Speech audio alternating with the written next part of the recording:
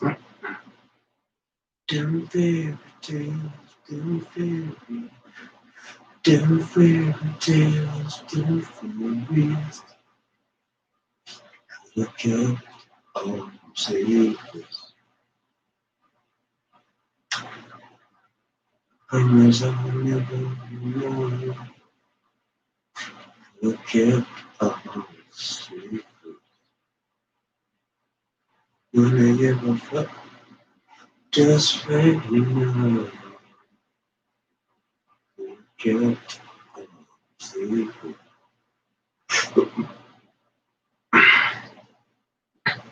promise I will never know. You could get those secrets under the shine. Don't you want to live a motherfucking life this way? To live a motherfucking life this way. To live a motherfucking life this way. To live a motherfucking life this way. All the love shadows can. To live a motherfucking life this way. Could get those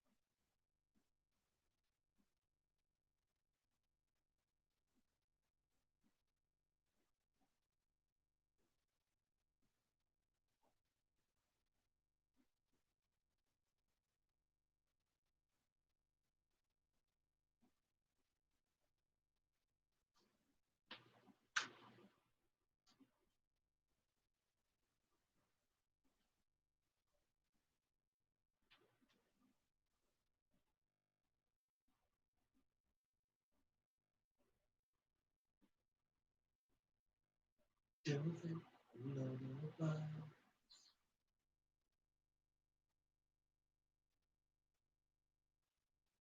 is a story that I tell. Oh,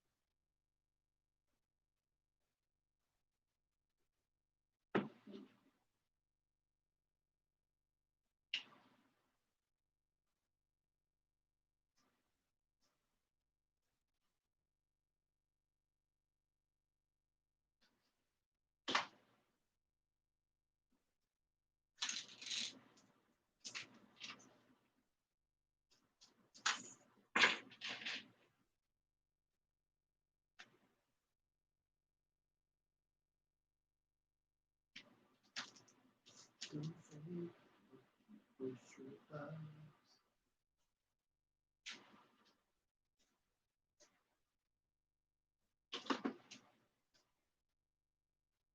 It's a story that I tell.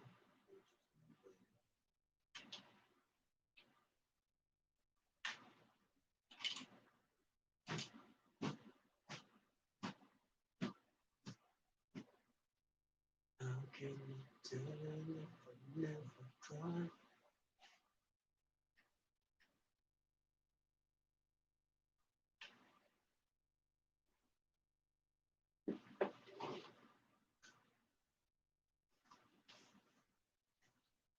When all I do is sit back and let this unfold out.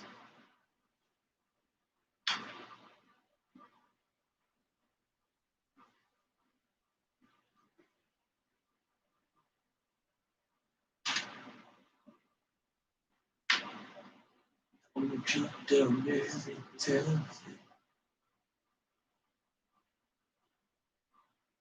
the bullshit thing that they don't know that.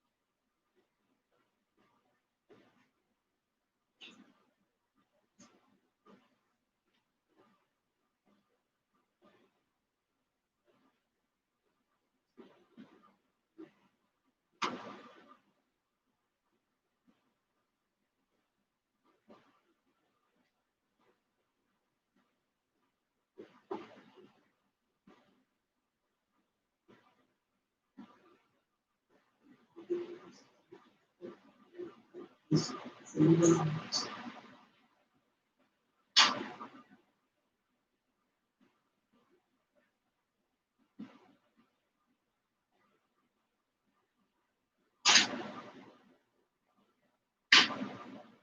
On the truth down there, they tell the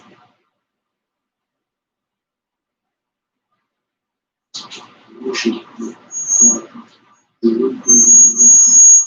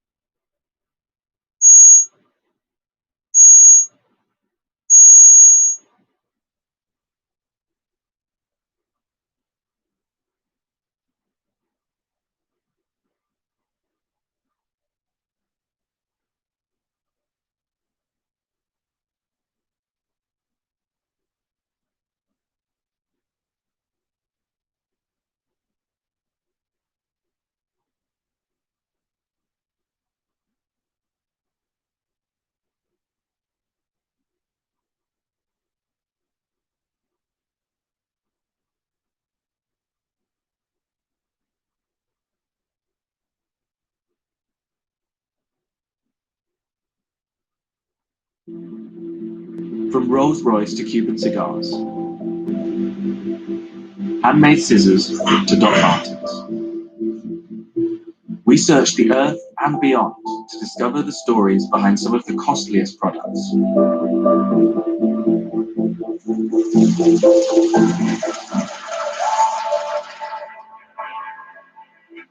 Our first stop is the south coast of England. Inside this building, some of the most luxurious cars are completely customized for the rich and famous. Rolls-Royce makes some of the world's most luxurious cars. Known for producing handcrafted automobiles that promise a seamless, magical carpet ride for its customers, a Rolls-Royce car does not come cheap. These are some of the best-selling Rolls-Royce models, and these are their entry-level prices.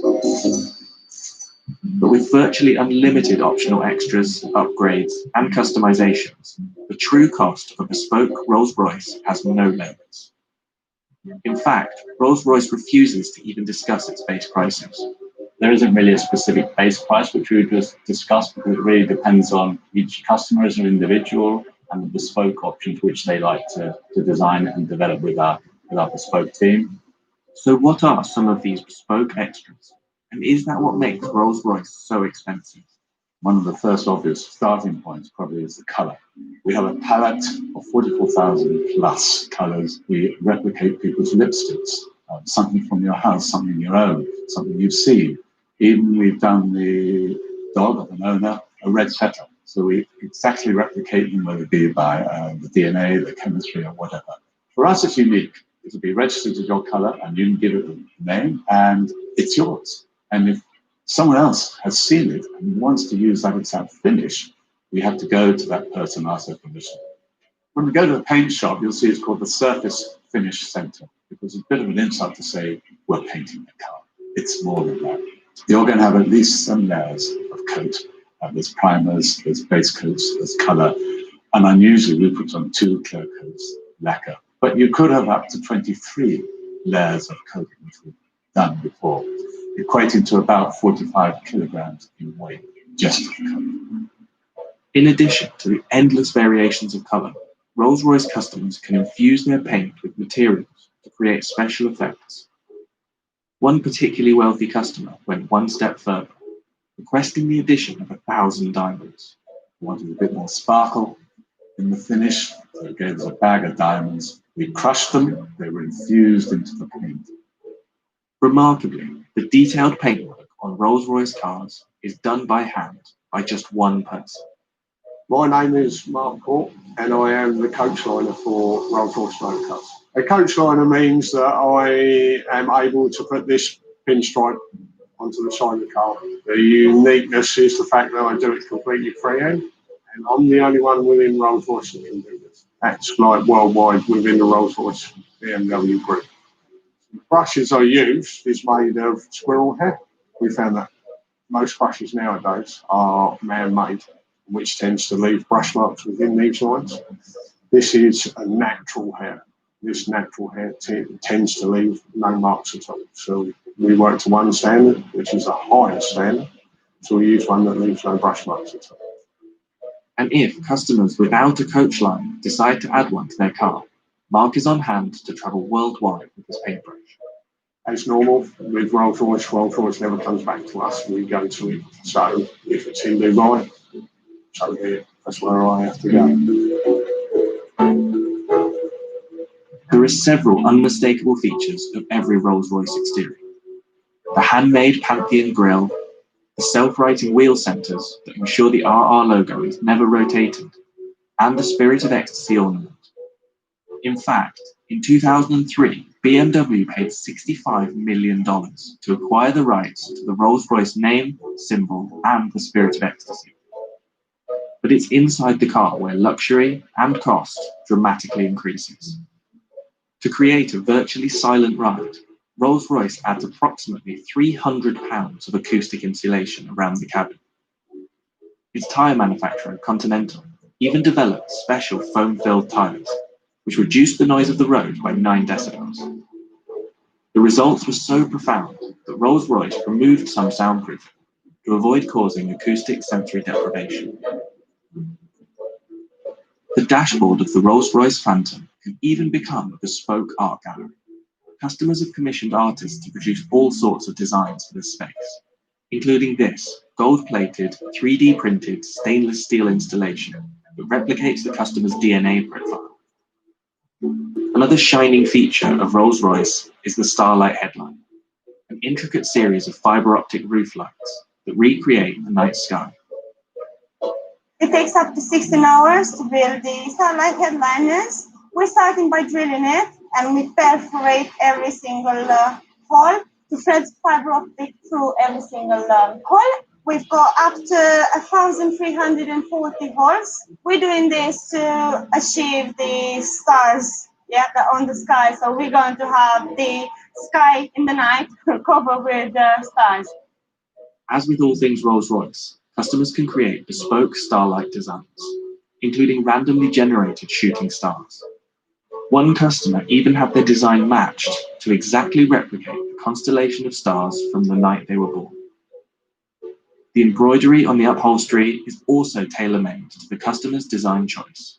There's no real standard process that's repeated with embroidery, just because every single design is completely unique to the customer. It's not just a case of scanning in an image, turning it into embroidery. Every single aspect of the image is thought out. The different angles of the stitch will reflect the light in a different way. So rather than it just being a flat image, we're trying to bring it out to that next level. So it's almost three-dimensional, like a hologram effect that you can get from our stitching.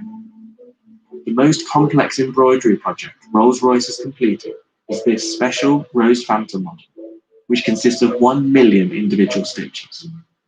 The Rose Phantom is the biggest embroidery we've done today. We'll have to map out exactly what order we're putting all those embroideries onto the leather so that they all join up to match some of the stitching. There's no tolerance, it can't be out by a millimetre, otherwise it's completely written off. Just take a small aspect of the Rose Phantom. It's a good example of the development of one of the butterflies. What seems relatively simple in like an image actually becomes very complex for embroidery. So for the Phantom Rose headliner, there's a few techniques that we hadn't used before. Because of the scale of the Rose headliner, we had to break it down into individual elements. So each individual butterfly, the flower heads themselves, and then all the vines and leaves. So you can see here, it's basically different layering of different coloured stitches in different densities. And by building those up, we can create that sort of fade effect where it's darker to the centre, fades out towards the wings, fine-tune them to the quality that we expect, and then start combining it and bringing it all together for the whole headliner. Rolls-Royce has seen a boom in sales over the last 10 years. In 2019, sales increased by roughly 25% to 5,152 units, with the average age of a Rolls-Royce owner dropping from late 50s to mid-40s. Take Drake, for example. His Bashukan model, a special edition of the Phantom, left the factory at a value of about $700,000. However, the customizations that Drake made, such as the diamond-encrusted Ovo Owl in place of the Spirit of Ecstasy, is thought to have brought the overall price to about $1 million. The most expensive Rolls-Royce model ever built was the Swepto. The result of over 4 years' work, this one-of-a-kind car was reported to cost $13 million, previously holding the title of the world's most expensive new car. But while other top-end car manufacturers focus on speed, maneuverability, and super lightweight supercar status, Rolls-Royce cars are expensive for one reason: luxury. About 250 miles away from Rolls-Royce is a small factory in Sheffield, Northern England, a city renowned for its stainless steel blade making for centuries. These handmade scissors have been produced in Sheffield, England for over 100 years. But compared to a $2 mass-produced pair, the kitchen scissors will cost you over $100, and a pair of professional tailor's shears cost $315. So just what is it that makes them so expensive?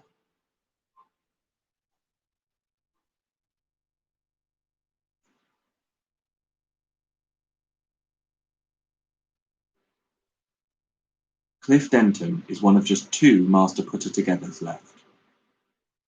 Both in their 70s, the masters are the only ones skilled enough to undertake the final, delicate part of the process, the assembly of these scissors, or putting together.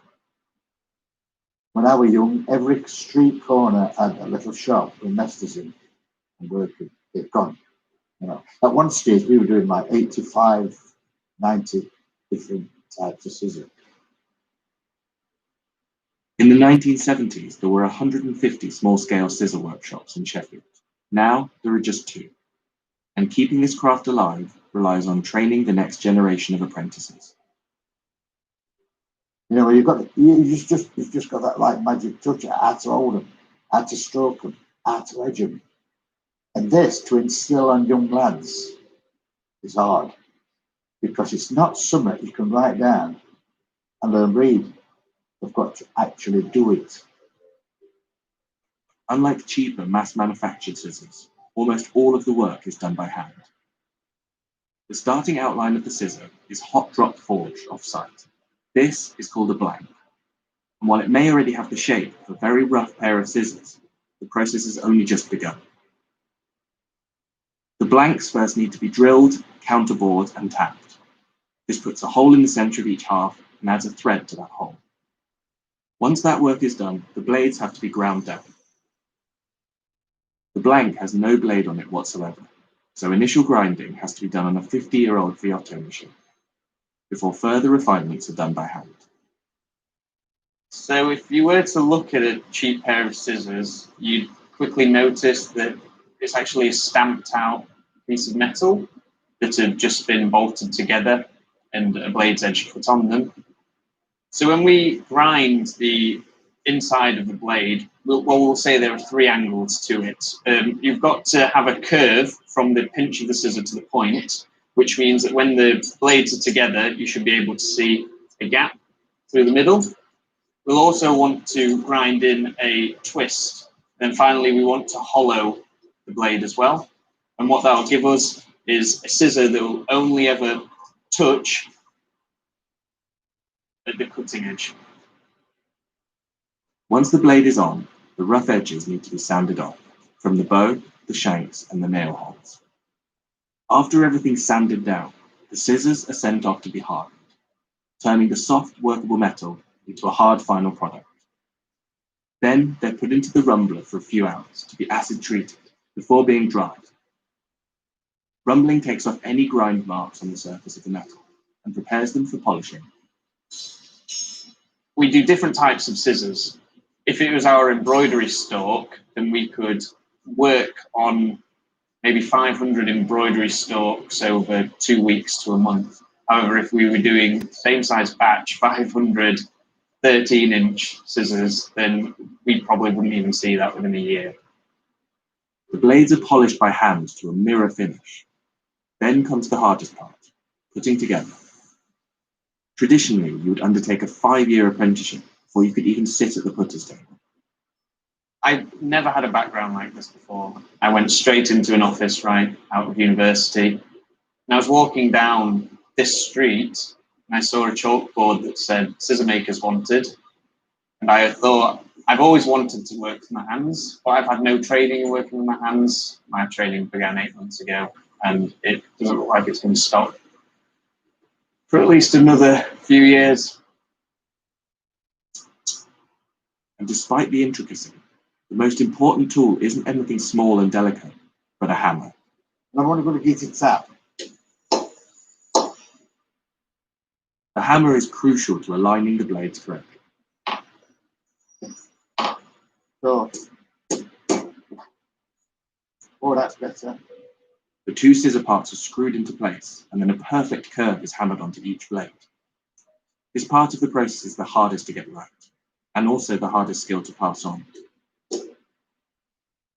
If he hits that with the wrong tension or the wrong angle or in the wrong spot, he will ruin those scissors. So I've put a scissor blade down and I've taken a swing at it and I have just smacked the blade in half. Once the 2 halves are married together, a final blade will be put on the scissor. Well, I started in 1959, roughly the same. steady hammers. Other than we had lights hanging over to get more light. You'll learn, you'll never forget. It's up here in the diary.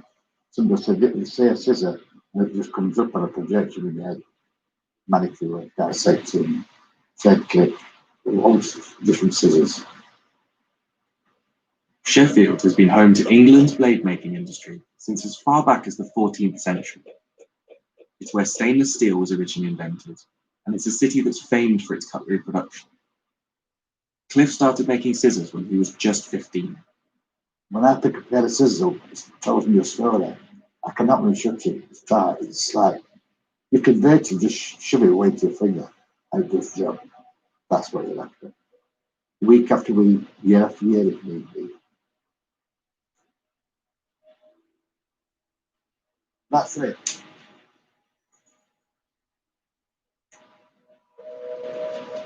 From the cold, cobbled streets of northern England to the subtropical climate of Cuba, the perfect environment for growing tobacco leaves. Cuban cigars hold a reputation as the world's most opulent tobacco product. A box of good quality Habanos can cost thousands of dollars. Every hand-rolled Cuban cigar goes through about 500 manual tasks from seed to cigar. But over the last 25 years, cigars made in other countries in the Caribbean and Central America have become comparable in quality, consistency, and cost. Worse still for American smokers, your Cuban cigar could be fake.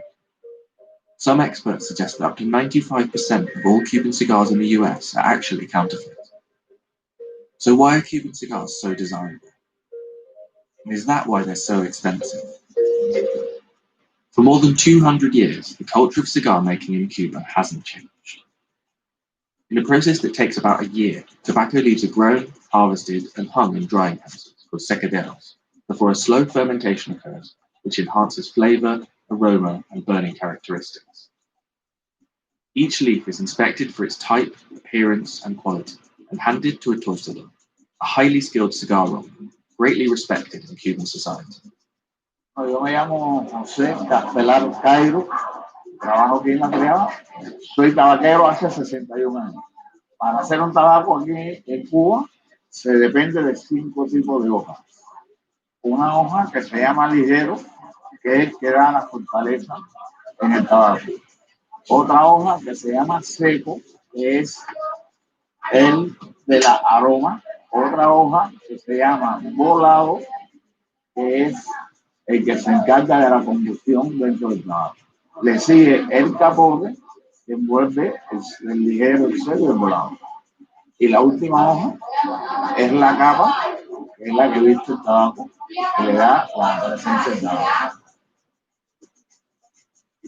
The heartland of Cuban cigar production is in Pinar del Rio, the westernmost province of the island, where 70% of premium cigar tobacco used by state-run cigar companies is grown. Cuban tobacco growers claim that the fundamental influence on quality is the region's terroir, the unique environmental factors that affect a crop. Lo primero, para considerarse el mejor tabaco del mundo, es que hay 4 factores que lo hacen único en el mundo. Y es el suelo donde se cultiva, el clima de la región donde se cultiva, la mano del hombre y la variedad de tabaco negro que se utiliza.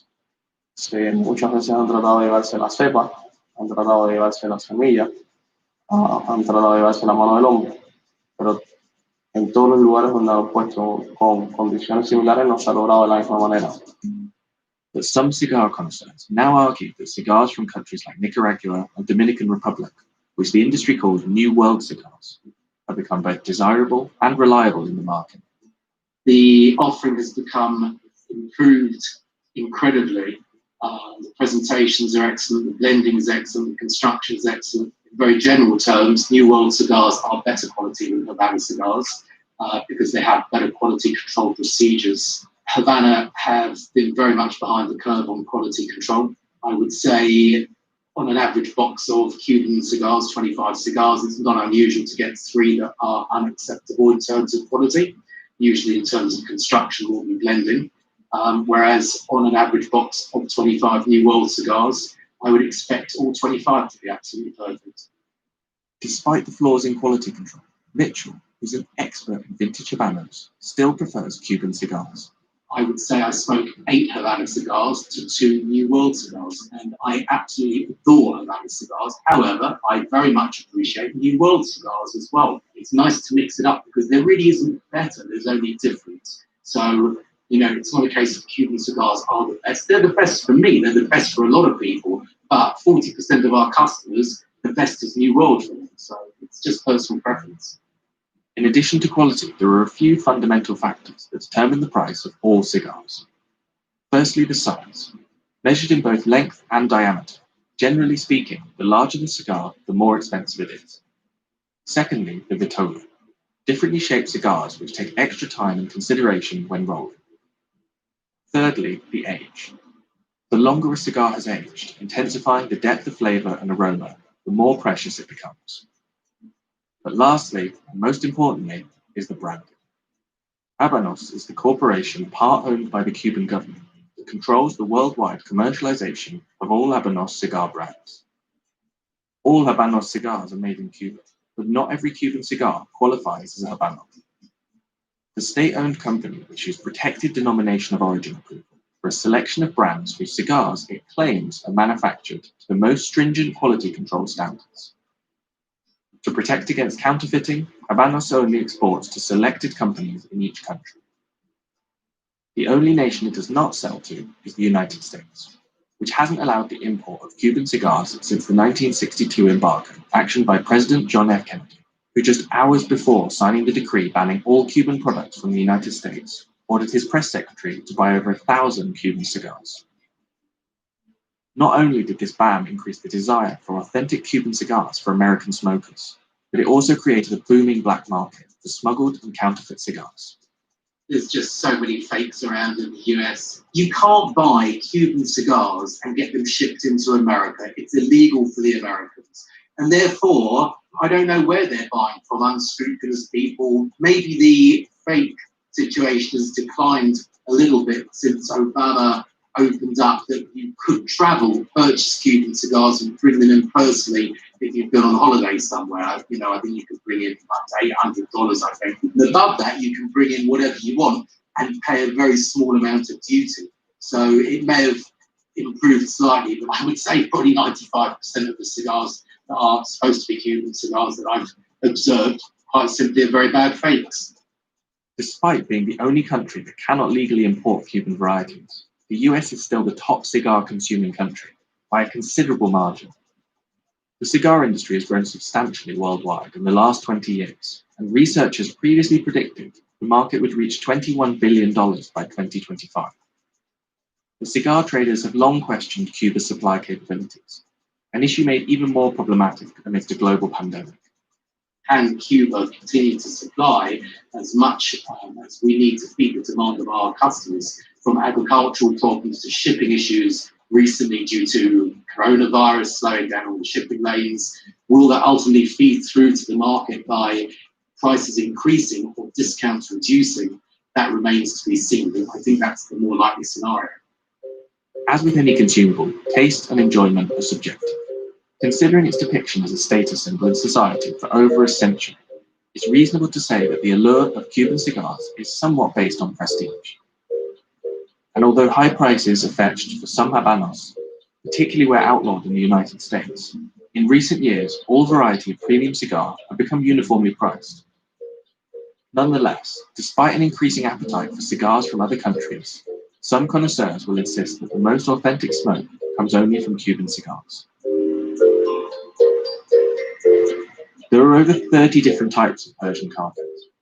While some of these are produced in countries once under the rule of the Persian Empire, the true home of Persian carpets is in the cities, towns, and tribal villages of Iran. Hand-woven with the finest materials, including wool and silk, a single Persian rug can often take years and sometimes decades to create. A high-quality Iranian carpet can cost tens of thousands of dollars, with antique rugs fetching even higher prices. So how are Persian rugs made, and why are they so expensive?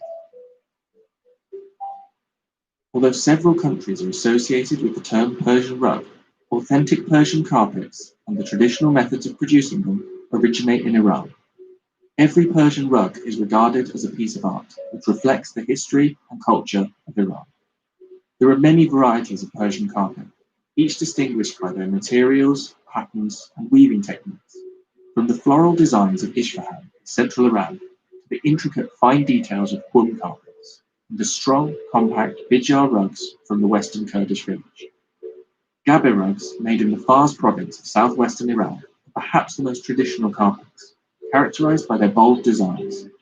یکی از زیبایی‌های گبه اینه که شما همون چیزی که تو ذهن بافنده هست رو می‌بینید. یعنی میشینه یه وقتایی اینجوری بوده که مثلا می‌نشسته توی حیاط خونه‌اش، جنگل و کوه و دشت و مزارع و حتی گوسفندها و چیزهای مختلف که در نقاشی می‌کرد. مثلا گبه از اینجا به وجود میاد. Traditionally, Persian rugs are made from sheep's wool, which is boiled, spun, and dyed by hand. These bright and elaborate yarns are dyed with natural colorings from plants and insects. In many regions, such as Yazd, hundreds of weavers may work in the same factory at any given time. However, here in Fars province, where carpet weaving is recognized as part of the UNESCO Intangible Cultural Heritage List, the materials are distributed to small villages for tribal women to weave in their homes. گفتم هر خونه‌ای ممکنه در فراخور سایز خونه‌اش دار همون سایز داشته باشه. مثلا طرف یه خانمی ممکنه خونه کوچیکی داشته باشه، دار کوچیک‌تری داره و فرقی که دار فرشای فارس میکنه مخصوصا حالا گبه اینو سخت میکنه بافتشون. برای بافنده خیلی سخت‌تر میشه. اینه که دار فرشای فارس زمینیه. فرشای فارس به صورت افقیه. یعنی بافنده خیلی باید بیشتر زحمت بکشه، کمرش خیلی اذیت میشه و باید به این صورت مثل دولا شده این فرش رو کامل به بافه درجه. The process of weaving a Persian rug differs slightly with each variety, but generally speaking, a bed of foundation material called warp is installed into the frame called the loom. Starting at the bottom, weavers then feed wool in between the warp, tying knots called weft on each one. A highly detailed silk rug can have over 1,000 knots per square inch. However, most carpets are not valued based on knot count, but rather their materials, design, and overall size. و بهتر هر چی فرش بزرگتر میشه خب زمانش بیشتر میشه و یه وقتایی یه گبه‌ها یا یه فرشایی که مثلا خیلی بزرگترن یه نفر نمیتونه احتیاج به 4 نفر 3 نفر کنار هم با هم باید بیارنشون بالا. خب این ضربه در مثلا یه گبه 12 متری رو یه نفر بخواد بافته شاید 2 سال طول بکشه، ولی چون 4 نفر با هم شروع میکنن باف تقسیم به 4 میشه، مثلا میتونه تو 6 ماه 7 ماه این بافته بشه. یه متر گبه رو تقریبا بین 1 ماه تا 2 ماه یه نفر میتونه 1 متر گبه. Whilst some varieties of Persian rugs follow design specifications, Gabe carpets often completely improvised, with the weaver adding traditional motifs such as goats, trees, and dogs. فرمول نداره. اینو باید با گوشت و پوست و استخونتون حس کنید. ترکیب زدن رو، بافتن فرش رو، گره ها رو چیز کردن. جالب این که کسی که مثلا یه فرش قشقایی خوب میبافه این نمیتونه به یه فرش تبریز خوب بافه، یا اون کسی که یه فرش تبریز عالی میبافه نمیتونه به یه فرش شاید اصفهان خوب بافه. و جذابیت و بامزه است رو بدونیم که جالبه که هر منطقه‌ای یه فرش رو یکی خوب بافه. The origin of these rugs dates back at least 2,500 years ago, during the reign of the Persian Empire, which spanned across neighboring countries, including what is now known as Turkey. The legacy and tradition of carpet making still remains there. In fact, in 2018, Turkey exported $1.9 billion of hand-woven carpets worldwide, far higher than Iran's total of $35 million.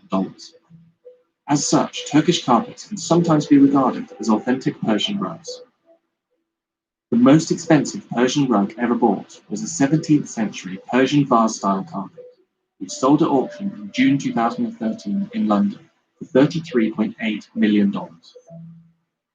Despite Iran's rich history of producing handmade rugs, the tribal rugs produced in rural villages could be under threat from a lack of young weaving talent. بافنده اولین پلشه، خب مطمئنا کمترین سود رو میبره تا این میرسه تا بخواین. واقعا خب این خیلی تعداد زیادی هستن که وسط این از ارتزاق میکنن از فرش، ولی آره با فرد خب چیزی کمتر از همه اینا مثلا به هنری که داره بیرش میاد. خب این متاسفانه اشکال کاره. من میتونم با این وضعی که میدیم بول بدم شاید 15 سال دیگه نمی‌رسونه. در چیزی از فرش هنریه که همه نمیتونن یادش بگیرن، باید تو خود اونها باشن.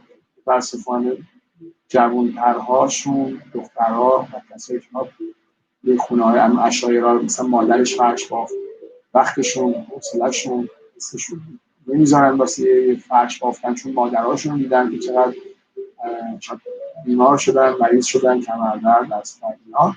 بعد فرش تقریبا تا 15-20 سال دیگه با این سیستم داره جلو. In the world of fashion, changes in styles or trends can catapult an item's popularity and cost. When Doc Martens first appeared in the UK in 1960, they were working boots that would cost you under $3 a pair. These days, a pair of made-in-England boots could set you back $225. So what has changed, and why are these shoes now so expensive?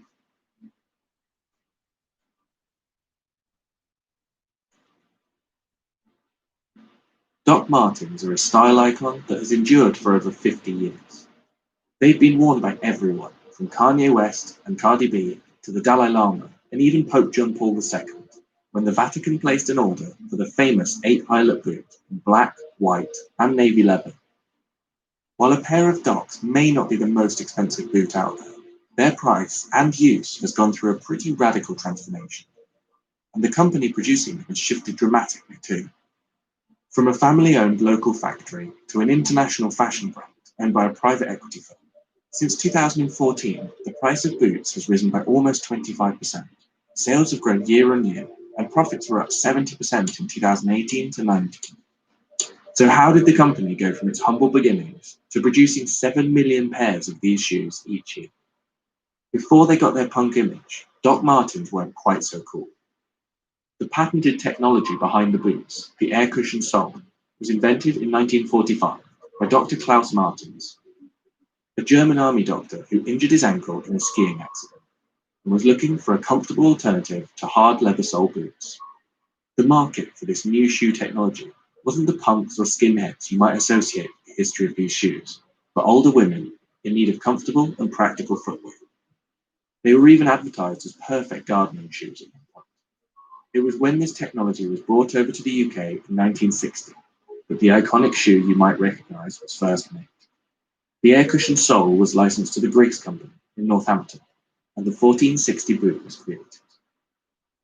The iconic stitching and recognisable heel loop were added, and the boots were sold to factory workers across England. At the time, these boots cost only $3 a pair. Even with inflation, that's just over $50. They were cheap, hard-wearing, and perfect for postmen, policemen, and workers on their feet all day. The boot was quickly adopted by any countercultural movement that appeared, and they became a mainstay in glam, punk, skinhead, ska, and goth style, among many others. Doc Martens' fashion status wasn't always guaranteed, though. After the boom in the 90s, the boots dipped out of fashion, and the company struggled, almost going bust in the early 2000s. As the industry shrank, the cost of manufacturing shoes in England also got more expensive, and by 2002, it already cost around $87 for a pair of Doc Martens. That's around $140 with inflation. Northamptonshire was once the home of shoemaking in England. In the mid-19th century, there were over 2,000 shoemakers working in the region. But as many of these shoemakers struggled, the majority went under or moved production abroad, and now there are just over 30 left. Doc Martens followed suit, moving their production to Asia. The company still makes shoes in its Northamptonshire factory, but now this is only around 2% of its total production. Doc Martens says this relocation hasn't changed the way its shoes are made at all.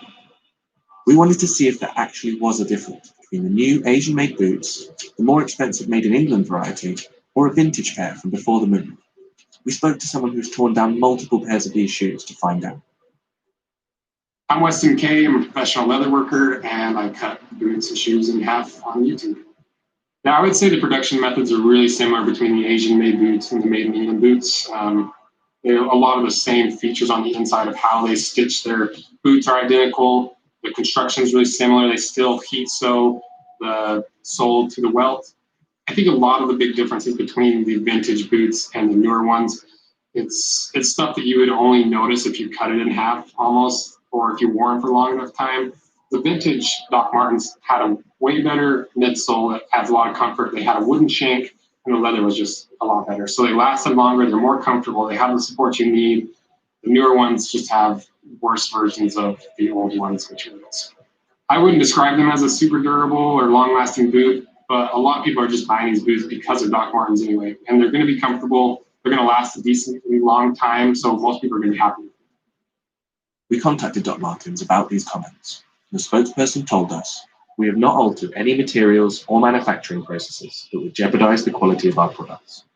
And where specification changes have occurred, they've been made to enhance our iconic products and to ensure we improve the wearer's experience. We removed the shank in 2000 after realizing it did not improve the structural integrity of our boots. In 2005, our internal filler was changed from felt to a better quality material. The 90s boot being referenced, along with our current Made in England range, have a leather thickness of 1.8 millimeters, whereas our main range has a thickness of 1.6. Regardless of the materials, Doc Martens' style has endured. And since 2002, the brand's popularity has skyrocketed. The countercultural image that made it so famous is something that has stuck to this day, despite the expansion from small-town British-made boot to international icon. And for fans of the boot, this can be an obsession. Over the years, the company has evolved from producing one boot in 1960 to producing around 250 styles each year. And as its popularity has grown, so has the competition. Over recent years, Doc Martens has filed lawsuits against Urban Outfitters, Vans, Boohoo, and others in an attempt to protect its iconic boot design. In 2014, the company was sold by the family and bought by private equity firm Emira. Since this takeover, the price of boots has risen by almost 25%, and profits were up 70% from 2018 to 19, in large part due to the newfound success of their vegan range. And while the boots have transitioned from an English workers' boot into a global fashion icon, their style has endured, and their devoted fan following isn't going anywhere. In one of the most remote factories on Earth, the power of geothermal energy is harnessed from crystal clear Icelandic fjords to produce environmentally friendly sea salt. This sea salt could cost you more than 30 times the price of table salt. Unlike the cheap salt that's mined across the world, this salt is all harvested by hand in one remote region in the northwest of Iceland. So just what makes it so expensive? This is Saltwerk. It's a sea salt factory in the West Fjords of Iceland. Housed in one of the most remote and coldest locations in the country, it produces 10 metric tons of salt each year. The salt takes at least a week to make, and almost all of the work is done by hand. But there's one other thing that's unique about the way that it's processed. Everything is powered entirely by geothermal energy. We use the geothermal energy that we have available here in Reykjanes Peninsula, which are one of the purest seawaters in the world. We are moving the water from the fjord into the big building here that we have outside. In each pool, we have radiators. Through the radiators, the hot water from the spring circulates and heats up the seawater. And as the water from the seawater evaporates, the concentration of salt gets higher. The tanks are run on hot water. The pans are run on hot water. The drying room is on hot water. The heating for the factory, for the houses, everything is run on hot water. It is green as it gets. The process of making sea salt is simple, but it takes a lot of work. Salt is made by heating seawater to evaporate the water and increase the salt level. Sea salt has been produced like this for thousands of years. Water pumped directly from the sea is naturally about 3.5% salt, but it needs to reach about 26% before the water is saturated and salt begins to form. The water is first preheated until it reaches a salinity level of about 20%. The whole process of making salt here takes from from sea to salt from 7 to 10 days, depending on the weather and the time of the year. We get better results in the wintertime because of the lower humidity, because the frost takes out the humidity. And it's harder in the summertime. As you can see, we have a really high humidity and rain, so it's really hard to evaporate because this Iceland is not a place we usually make salt. Once it's reached this point, it's moved to large pans and boiled. When the water hits 26% salinity, it becomes completely saturated, and salt crystals start to form on the surface. These crystals slowly sink to the bottom of the pans, where they're drawn and drained of any remaining liquid. The salt is spread evenly on drying trays and moved to a large oven to dry for over 12 hours, before being sifted and packaged for sale. Salt has been an important part of Icelandic cuisine for hundreds of years, and many treated it as a currency. Although sourcing salt isn't quite so hard these days, the tradition of salt making still remains. During the 17th century, the Danish king had his salt making factory in this region, and he was also producing salt here. And it was an important part of the economy of the island as it was used for preserving food over the long winter months, and also for export of fish and cod. In those times also it was considered as valuable as gold. There was a law introduced here in the 17th century stating that people, while working as salt makers, were prohibited of having wife or children or a family because it was seen as a distraction from work.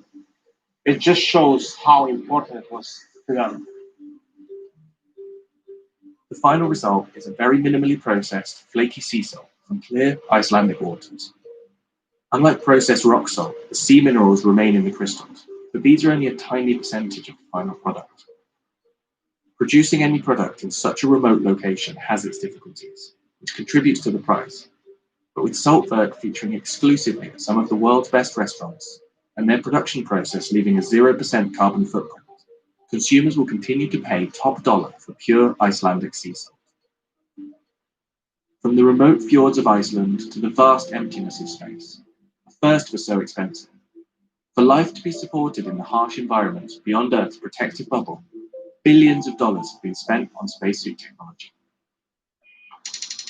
This spacesuit, built in 1974, was reported to cost between $15 and $22 million.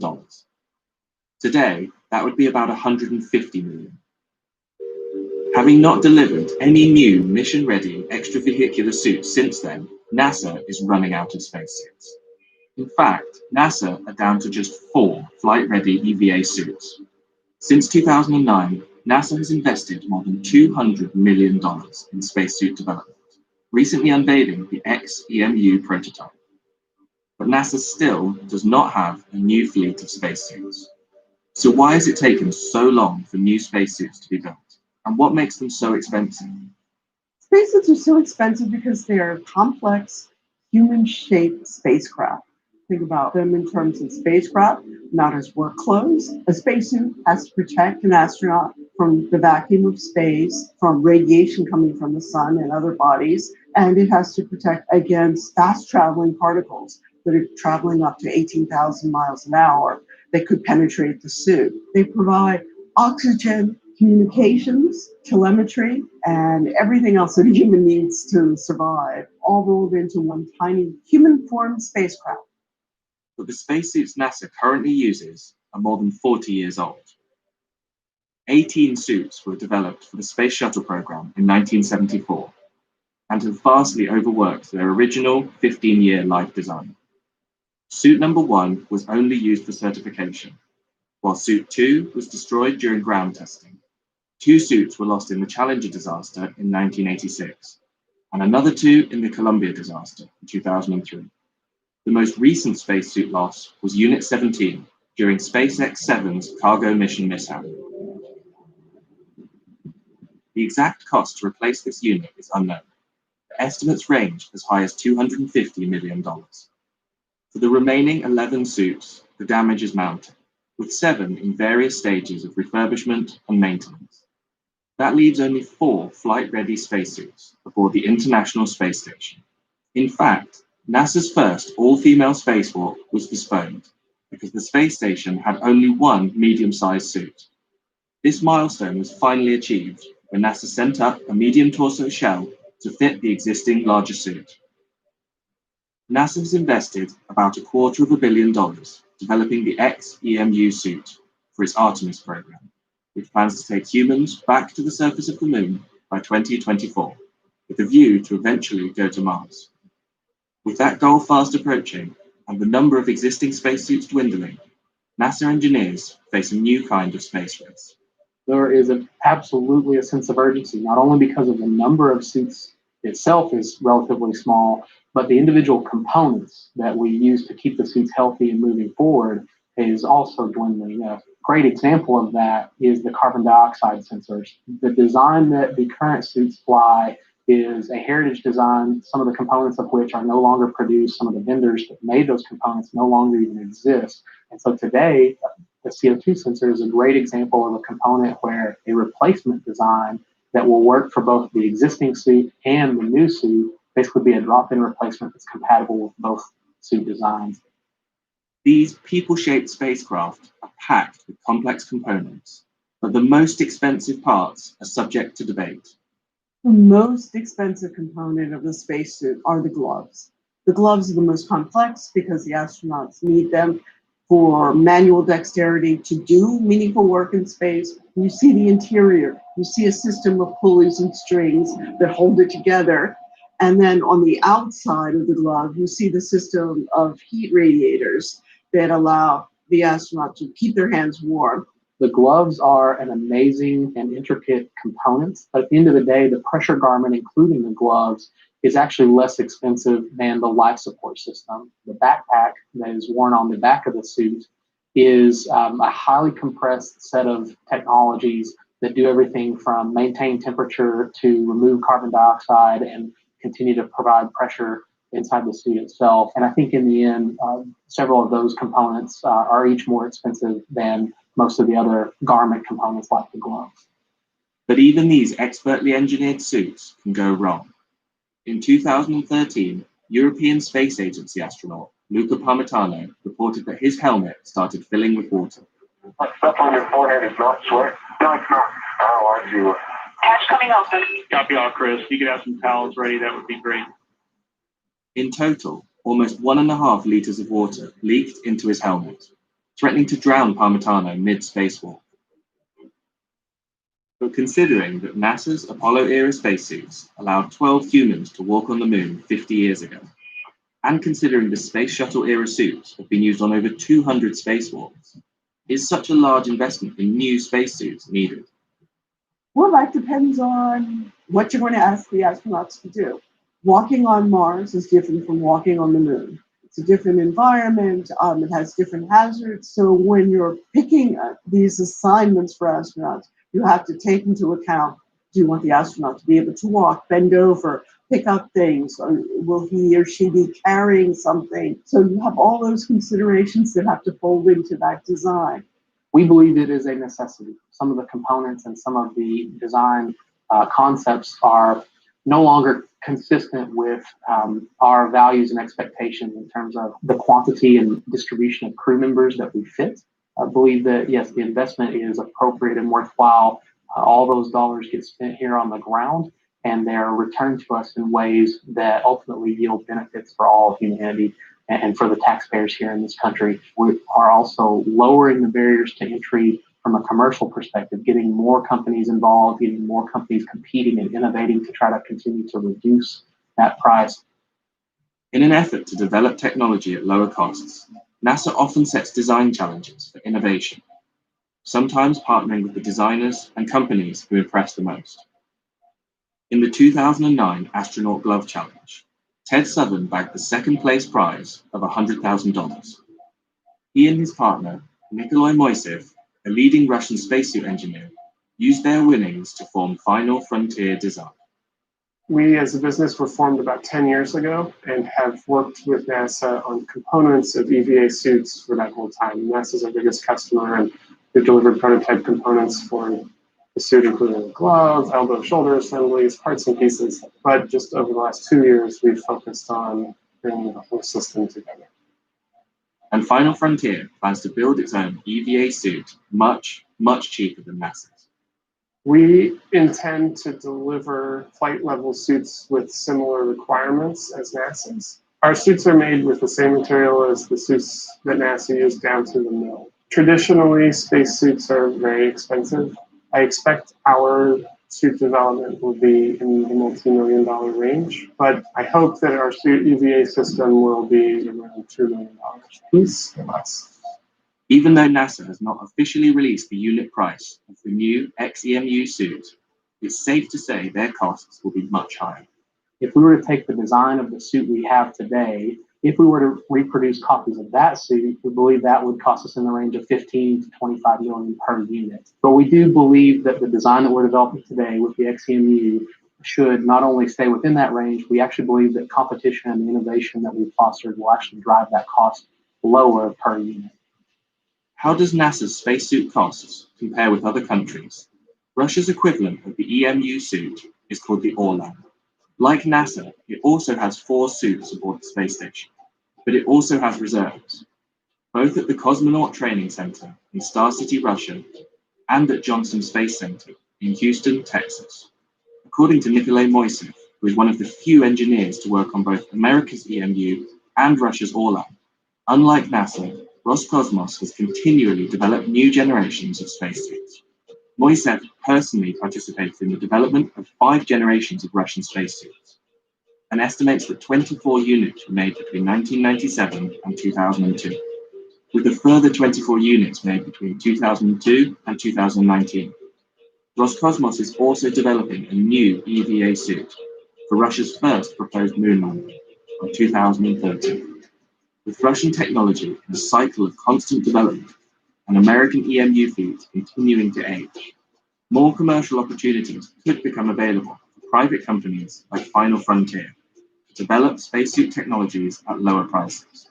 In 2017, Elon Musk revealed the SpaceX IVA spacesuit. Although this intravehicular suit is only for use inside the spacecraft, its 3D printed helmet and custom-made garments are a glimpse into the future of commercial spacecraft. But is there an actual need for cheaper spacesuits, or is space exploration unavoidably expensive? I believe the world needs cheaper spacesuits because, in my opinion, it's inevitable that we will expand past the surface of the Earth. We need to take advantage of the resources of space to keep our planet healthy and alive. So whether it's spacesuits or rocket technology or means of living in microgravity, all of these things I think are important for the future of humanity.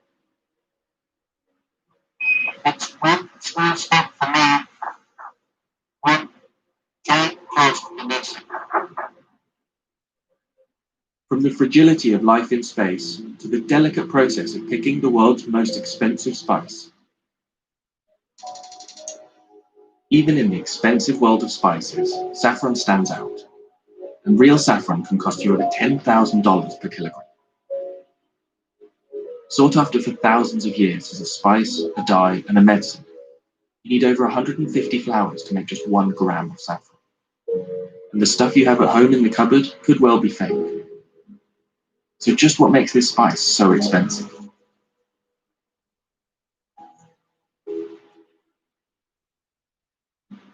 Saffron is the red stigma of the Crocus sativus. Each crocus has 3 small stigmas that have to be picked carefully by hand. This minuscule harvest means that the amount you get from each flower is roughly 0.006 grams. No machine can do the delicate work required to harvest these thin threads, and it can take 40 hours of hard manual labor to produce just 1 kilogram of high-quality saffron. Growing the plants isn't exactly easy either. They're actually called corms, but they're like a bulb, basically, like a flower bulb. So the more flowers per bulb you can get, and the bigger the flowers, really, and that all depends on how you look after it, how you grow it, the climate. So, for example, if it rains just before harvest, we get bigger flowers. If it's very dry just before harvest, the flowers are smaller. So you look after the crop during the year by hand, and you pick the flowers by hand, and you process the flowers by hand. Once the crop starts flowering, harvesters have to work fast to make sure they can pick it all in time. Almost all of the saffron planted can flower within 1 week of the year. And to maintain the quality, the flowers are best picked first thing in the morning. Quality is key in growing such a precise crop, and the taste of the saffron depends on the rainfall, temperature, and soil. Kashmir is famed for producing some of the highest quality saffron in the world.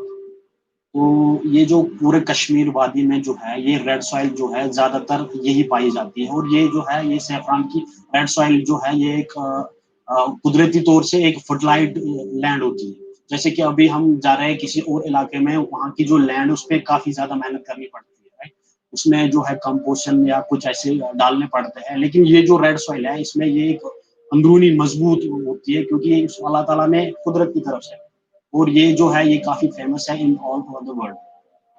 And that small strand of saffron that you harvest as a result of all of this work, well, to get the highest grades, you might need to throw half of it away.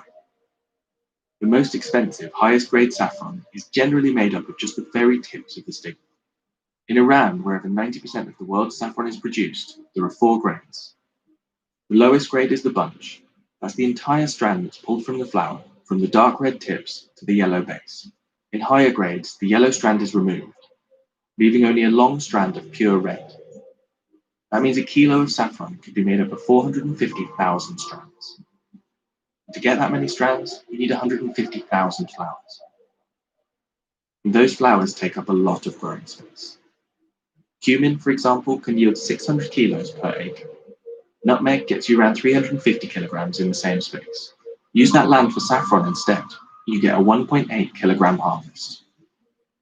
Despite the incredible amount of work and space this crop takes up, demand for the spice is increasing, and over 200 metric tons of saffron threads are harvested worldwide each year.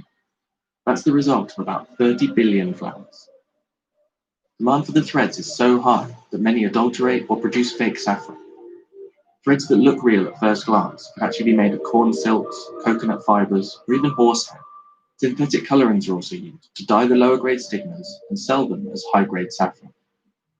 In late 2019, a fake saffron crime ring was uncovered in the UK, which led to a 2-year international investigation.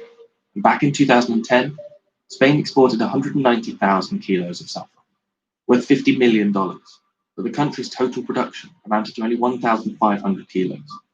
At the time, a local farmers union reported that up to 90% of Spanish saffron exports were fraudulent. The industry has attempted to crack down on these fake and mislabeled products, but the problem still persists, and the market for fake saffron is closing many real saffron farmers down. So what does real saffron actually taste like?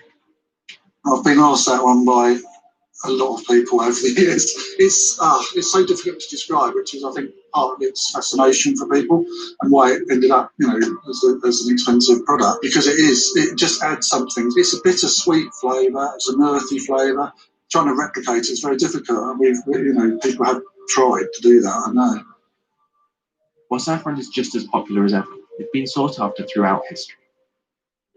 In Greek mythology, Zeus sometimes slept on a bed of saffron, and Cleopatra was said to bathe in saffron and milk, using the dyeing properties of the spice as an ancient fake tan. Every culture seems to have its own myth about the spice's powers, and in the 14th century, saffron's popularity skyrocketed across Europe, when it was thought to be a possible cure for the plague. But there's a recent looming problem for saffron and its price: climate change. In Kashmir, production has dropped significantly, and many farmers are selling their land instead. We had, very few rains in the last, I think, 4 or 5 years. The temperature and the climate has completely changed in Kashmir. When I was a kid, when we used to go to the saffron farms to pick up the saffron, it would at least take us 2 days to pick up the saffron from the same fields, which, nowadays you could just pick up in half an hour. I'm very emotional about the saffron because this is a cultural identity of Kashmir and especially the people of Pampur. But the thing is that, the production is declining and, the lands are being sold, the houses are being built on the saffron lands. It really disheartens me. Between 2017 and 18, saffron production in the region fell almost 70%, from 16.5 metric tons down to 5.2. And with continuing droughts and climate change, this harvest could become even more rare.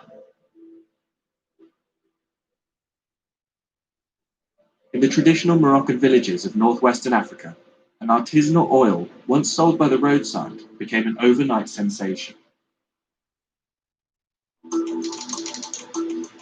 Argan oil can cost as much as $300 per litre, making it the world's most expensive edible oil. Just 20 years ago, however, the production of argan oil was isolated to local villages in Morocco, with international sales virtually non-existent. But since then, the formation of women-run cooperatives has transformed the production into a billion-dollar industry. So why has argan oil suddenly gained such popularity, and what makes it so expensive? Argan oil is predominantly used in high-end cosmetic products and Moroccan cuisine.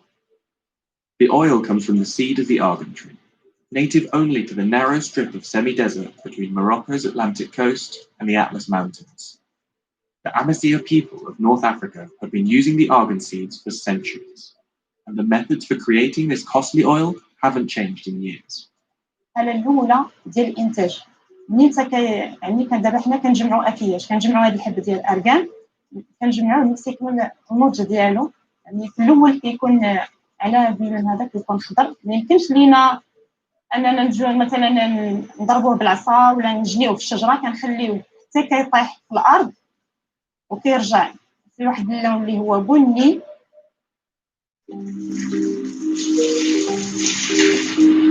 Once collected, the argan fruits are sun-dried before being peeled and depulped by hand to remove the fleshy outer layers. The leftover argan nut then needs to be cracked to retrieve the oil-rich kernel inside. وهذه كتبقى هي المرحلة صعيبة، ماشي سهلة، ماشي أي واحد يجي ويهرس هاد الحبة هذه، لأن خص تكون عندك واحد التقنية في الطريقة ديال التهريس ديالها باش تحاول تحافظ على هاد اللوزة، ما خصهاش تهرس لينا. باش يعني نحصلوا على لتر ديال الأركان تقريبا كناخذوا واحد 40 كيلو من هذا الحب هذا، باش اللي كيعطينا تقريبا واحد 20 كيلو من هذه النواة. The next stage is grinding, which is often also done by hand. يعني كنطحنوا اللوجات ديال الأركان بهذه الطريقة التقليدية اللي لقينا أجدادنا ومعروفة في التراث المغربي ديالنا. هذه الطريقة هذه كتاخذ منا واحد الوقت، يعني باش نحصلوا على واحد اللتر اللي كيخصك تقريبا ساعتين. لهذا فالتطورات كنقدروا يمكن إلا كانت عندنا شي طلبية كثيرة كنستعملوا الآلة. الآلة يعني في واحد الوقت قليل، يعني 5 دقائق تقدر توجد تعطيك 1 لتر ولا 2 لتر. بالنسبة لزيت الأركان هو يعني ماشي بحال الزيوت الأخرى، كتبقى واحد الزيت اللي غالية كيما كيسميوها الذهب الأحمر، يعني زيت غالية بزاف وكتطلب في الإنتاج ديالها واحد المجهود كبير. يعني بالنسبة لواحد المرأة إلا غتوجد لك واحد لتر ديال زيت الأركان كيطلب منها تقريبا واحد 24 ساعة. The leftover pulp removed from the fruit is sold as animal feed, particularly for goats, who are intrinsically linked to the argan tree. In some areas, it's tradition to allow goats to climb the trees to freely feed on the fruits. Argan kernels are then collected from their excrement, saving the laborious work of cracking open the nuts manually. But nowadays, in most argan forestries, this peculiar site is merely used as a tourist attraction. هذيك الزيت يعني اللي دارت عليها التحاليل لقاو بأنها غير صالحة للأكل، إذا الماعز عنده يعني يكون واحد المضرة بالنسبة للماعز. والماعز هو جزء من المنطقة والسياح يعني تعجبهم بزاف أنهم يجيو يشوفوا المعزة فوق الشجرة ديال الأركان. Traditionally, Amazigh women, who until 1956 required the man's permission to leave their homes, made argan oil primarily for culinary purposes, using methods passed down through generations. This artisanal oil was occasionally sold on the roadside in recycled bottles for as little as $3 per litre. Et donc, on s'est aperçu en fait que les femmes qui préparaient cette huile d'une façon artisanale, elles avaient une peau vraiment très douce et pas de rides du tout. Mais on n'avait aucune preuve scientifique. Zubida Sharouf first studied the argan tree for her PhD in the late 1980s, when the species was in dangerous decline. After conducting scientific research to support the moisturizing benefits of argan oil on hair and skin, Sharif planned to transform the environmental problem into an economic solution. L'objectif n'était pas de garder ces résultats sur le tiroir à l'université, mais sortir sur le terrain, organiser la filière, ces femmes qui n'étaient pas organisées du tout, qui produisaient de l'huile d'argan de façon traditionnelle chez elles. Et donc, c'était très difficile, c'était quelque chose de nouveau. Ils ne savaient pas ce que c'est qu'une coopérative. Ensuite, ils ne sont jamais sortis de chez elles. Et donc, quand même, on a commencé par ces 16 femmes. Et dès que les autres ont vu ce que ça a donné pour cette première coopérative, donc il y a eu beaucoup de femmes qui sont venues nous voir, qui voulaient aussi s'organiser en coopérative et profiter de la commercialisation de l'huile d'argan. Sure enough, the rapid rise in popularity of argan oil not only brought profit to the region, but also revitalized an entire ecosystem. The newfound respect for the value of argan trees ensured stability for the species, and in turn, the surrounding wildlife and community reaped the benefits. The argan tree, known locally as the tree of life, provides food, shelter, and protection from desertification, and its deep roots prevent soil erosion, allowing vegetated grass to grow for grazing livestock. It's estimated that up to 90% of the economy in this region is owed to the argan tree. Il y a pratiquement 3 millions de personnes qui subsistent de l'arganerie, parce qu'il fournit beaucoup de journées de travail pour les populations locales. Rien que la seule extraction de l'huile, elle fournit pratiquement 1 million de journées de travail.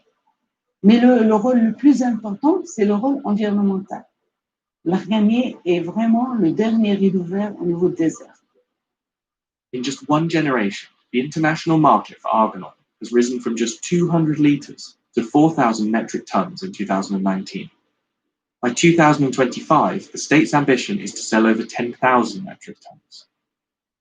To facilitate this increase, the area for producing the oil has expanded more than 100 miles south of Aswara and is due to expand north. As with any costly ingredient, argan oil products are often adulterated.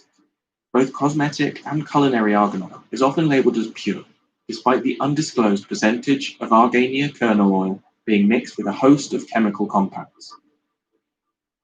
And cheaper, mechanically extracted oil has begun to appear on the market for as little as $22 a litre, threatening the stability of the local cooperatives.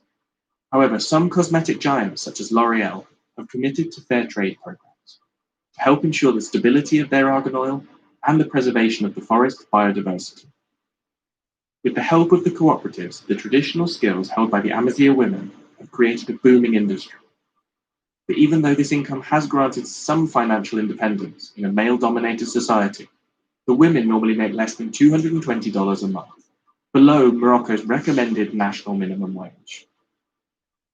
With the argan oil industry predicted to continue its growth, the prosperity of the Amazigh women remains to be seen. For one of our most unusual stories, we uncovered that the world's most valuable liquid actually comes from thoroughbred horses.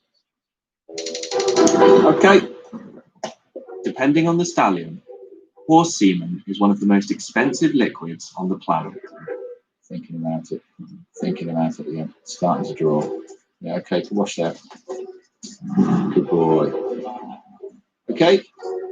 Rub the brain inside. Got it?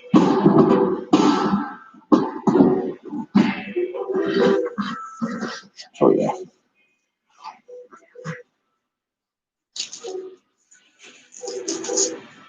So we collected about 80 mils, and this is going to be worth in excess of $100,000. That means that a gallon of this horse's semen is worth $4.7 million, and that's nowhere near the most expensive. Once it's collected, horse semen can be separated and sold in small tubes called straws. One of these straws is worth about $1,200. We're putting about 150 million to 200 million sperm cells in each individual straw pig starts, produced about 60 or 70 of them here. Super fertile stallions like Big Star can ejaculate once a day. Theoretically, this means he could produce over $20 million worth of semen during an 8-month stud season. And if a stallion's semen is high quality, it can be frozen in straws for future use. So in this room is the heart of really Stallion AI services. This room's built like actually a nuclear bunker in here. This is where all the semen is now kept. We've got hundreds and hundreds of thousands of straws in there. We've got over 1,200 different stallions. So in here, stored at minus 196 degrees, is hundreds of millions of dollars worth of semen ready to be used to inseminate mares. In the horse breeding world, genetics is king. Wealthy investors are willing to pay high prices for proven winners' semen, hoping that the resulting foal provides a large return on investment. Big Star is one of the most prolific show jumpers of all time. He's a double gold medal winning stallion, which there's very few of them out there. He's got the perfect genetics ready to go on show jumping. So you mix that with another genetic line on the female side and cross those two together. You can pay $1,200 for a single straw. You can have a foal, and maybe 3 or 4 years later, you can sell that foal for sometimes $100,000. And in Big Star's case, he's hit those bells. He had the highest price foal in the UK, and that sold for in excess of $100,000. Even though most stud farms offer guarantees on producing a live foal, commercial and competitive success is still a gamble, even with strong genetics. In fact, the bloodline of all stallion horses is closer than you might think. According to an international team of scientists who studied the Y chromosomes of 52 horses from 21 breeds, practically all modern horses descended from just a few original stallions. From carriage horses hauling tourists in the streets, right through to champion racehorses like Galileo, the world's most expensive sire. Even more surprisingly, 95% of all thoroughbred racehorses like him can be traced back to just a handful of ancestors, who are all linked to one single superstar, the Darley Arabian, born in 1700. But the value of thoroughbred semen is a little harder to quantify, since breeding must occur naturally for racehorses. The sport horse world, we're very lucky we can use artificial insemination to breed our mares with, as opposed to thoroughbred world, everything's got to be done naturally. They've got to literally cover the mare naturally. They're concerned with their gene pool. If they would allow AI into the thoroughbred world, it would mean the gene pool would shrink because one horse could then cover thousands of mares. And anyone wishing to naturally cover their mare with Galileo needs serious financial backing. Even though his price is listed as private, it's widely reported that his stud fee sits at around $650,000, comfortably the world's highest. But because thoroughbred horses must be bred naturally, and therefore a collection of sperm cannot be purchased, equating the cost of Galileo's semen requires some extrapolation. Assuming that during the course of a natural covering, Galileo ejaculates the average of 50 ml of semen, and assuming that the semen is high enough quality to impregnate a mare successfully, and assuming that a breeder paid $650,000 for that service, then we can deduce that a gallon of Galileo's semen could be worth a whopping $49 million, making it the most expensive liquid on Earth. But is it worth it? Like anything, there's a lot of work, there's a lot of luck in it, but you've got to make your luck and you've got to start off with the right genetics. The chances, obviously, you need to breed a lot to get that particular horse, but with the right genetics, you've got a much better chance. Galileo's position as the top sire is cemented by the achievements of his offspring. He has sired no less than 84 winners, including Frankel, who himself has now been put to stud, commanding the second highest stud fee in the UK of around $220,000. In turn, he has sired a further 10 winners, like father, like son. Despite generally being safer for both stallion and mare, artificial insemination is criticized for its ethics around science and nature. But the analysis of thoroughbred racehorse genetics has added to the controversy surrounding horse breeding. Roughly 10% experience orthopedic problems, and the majority suffer exercise-induced bleeding in the lungs. PETA investigators captured video from inside the breeding barns at Darley in Kentucky, one of the world's most expensive thoroughbred breeding facilities, where stallions were goaded to cover more than 100 mares each in a breeding season. Some thoroughbreds were even sold for slaughter at a horse meat market. With so much money to be made in racing, show jumping, dressage, and more, the price of horse semen will remain stable. Our final stop is a return to Iceland to discover a rare and costly material to battle the freezing Nordic temperatures. Real eiderdown is one of the warmest natural fibres you can find, but it doesn't come cheap, and an eiderdown double duvet could cost you over $8,000. Harvested from the nests of eider ducks found wild in Iceland, collecting a kilo of this fluffy material isn't easy, and only 4 metric tons are produced worldwide each year. So what makes eiderdown so expensive?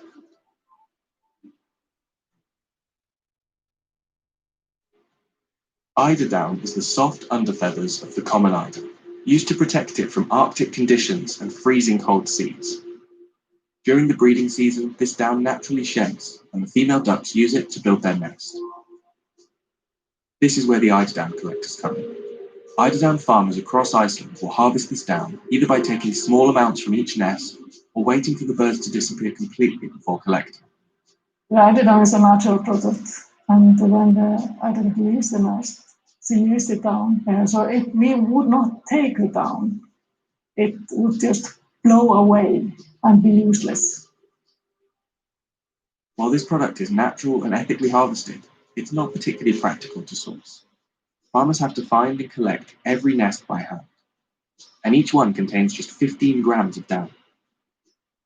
We have 240 islands in Breiðafjörður, and the islands that eiderduck nests in are 150, and we have to go between all the islands by small boats. The nests are not very close to each other, so we have to walk around all the islands to find the nests, and it can be difficult to find the nest. It's sometimes hidden between rocks or high grass or high plants, and we have to look very carefully to find all the nests, and I'm sure we do not find all of them.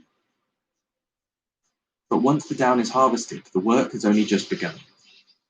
Up to 80% of the weight of the harvest is made up of sticks, seaweed, or larger feathers, and all of this needs to be removed.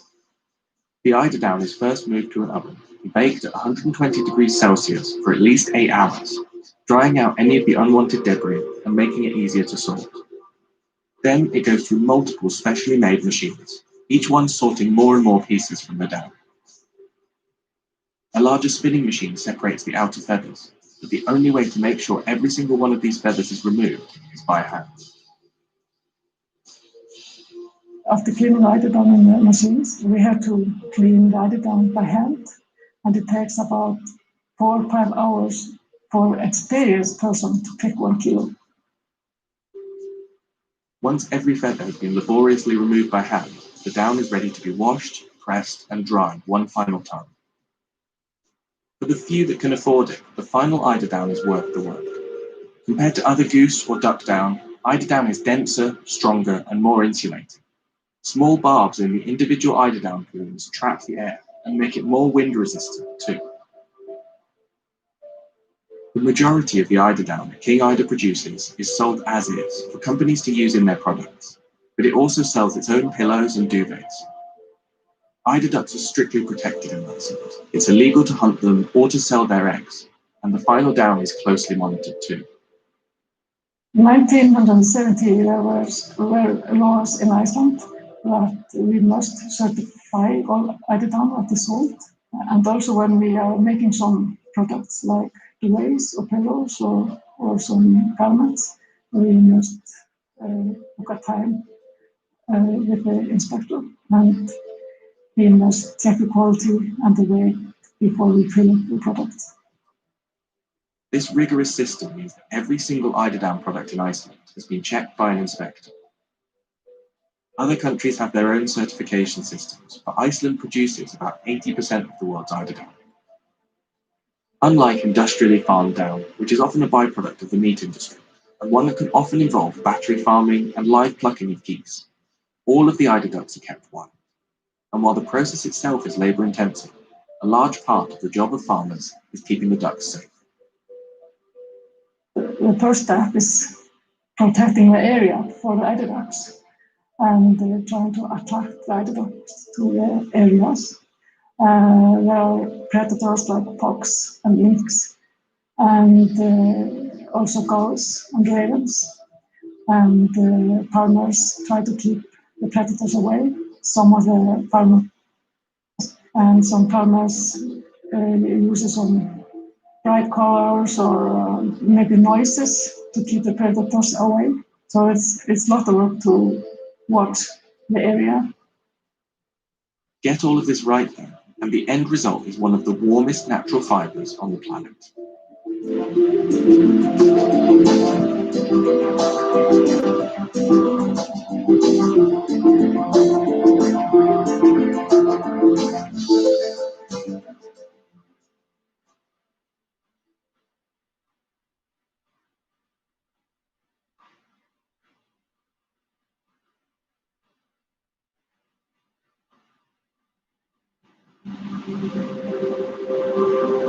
Germany is a leading industrial nation that still has many areas that desperately lag behind on the telecoms front. And that applies to both landlines and internet access. Though broadband speed rankings constantly fluctuate, Germany ranks in the mid-30s compared to other countries. And while other countries pick up the pace, Germany is struggling to keep up. Might one solution be an extraterrestrial one, providing high-speed internet for everyone?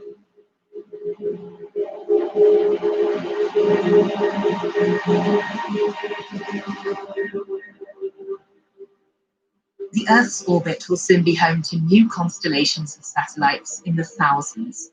Could they make the vision of fast connectivity everywhere on Earth a reality?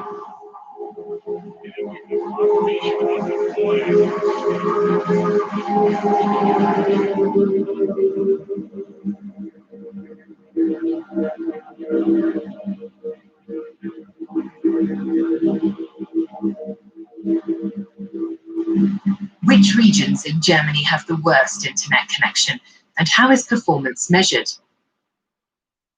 The engineering consultancy group P3 specializes in gauging the signal strength of networks for mobile phone and internet providers. Its fleet of several dozen cars ferries its specialists all across Europe to detect any gaps in coverage. The technicians measure the surfing speed of various websites, including the up and download of data and video streaming. Aborted transfers and sluggish intermittent connectivity indicate deficits in network quality. The phones are being connected to a computer where a sound file is being played. The first phone calls the second one. Once that call is over, there's a brief pause, and then the second phone calls the first one. And that's repeated all day long, so as to objectively determine the voice qualities. The team also used speed test websites to check DSL and landline connections on millions of computers worldwide. That enables Olaf Gerwig, Thomas Prefi and their fellow engineers in Aachen to give providers an overview of global networks. The information reveals how well or poorly competitors are performing. This is data gathered from users around the world. We've developed a piece of software that is integrated in around 900 apps. And these apps are installed on around 200 million devices worldwide. When users agree to be involved in network quality assessment, this app will register the actual user experience. Wherever the user is using their device to download material or view videos, we can see in the background how good the network coverage was, whether it was 3G or 4G, which country, which provider, and a lot of other information. We get our information not via the users, but via the networks.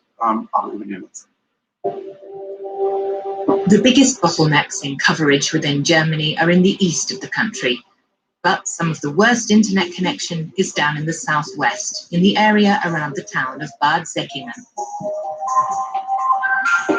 Jürgen Albietz has teamed up with other local residents calling for free internet. And the local authorities are also helping to set up Wi-Fi hotspots across the area.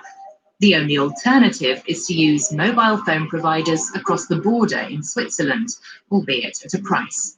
Also hier ist natürlich das Schweizer Netz sehr stark. Coverage from Switzerland is great here. I have a weak signal for a German network and strong signals for 2 Swiss ones. Being unable to access data while on the road is a major problem for companies. Service nicht leisten, ich kann Bestellungen nicht ausführen. I can't do after sales or carry out jobs or orders. I can't give my clients any information. Zu Rettungsdiensten, die mich an ihre Daten. And the emergency services can't get the data and information they need to help people who've had an accident. Informationen über Einsätze zu bekommen. Some areas here are so remote that network providers are reluctant to invest in installing broadband cables. And that includes places along some of Germany's highways and other non-urban roads. Man kann die Zeit im Fahrzeug nicht nutzen, mal. So you can't use the time on the road for a couple of phone conversations because the call will cut out every 2 or 3 minutes. So you have to reconnect. It's not worth it. Für besser kein Telefonat. Ja, Leute, die einen Unfall haben können. People who have an accident out here might get lucky and pick up a couple of radio waves. Otherwise, they have to walk to the next inhabited building and ask for assistance. Basically like in the year 1900. Those beautiful landscapes can also cause major headaches when it comes to expanding network coverage. The problem is the topography. Bad Säckingen is in a valley surrounded by the Black Forest Hills, features that are unfavorable for network planners. And it's practically impossible to provide that density of coverage with conventional technology. And here too, there are companies that are completely dependent on fast broadband connections to the rest of the world. Eschbach Software specializes in the digitalization of the global working world, providing solutions for shift schedules and interactive management. Bad Säckingen is home to both the company's R&D department and its global sales division.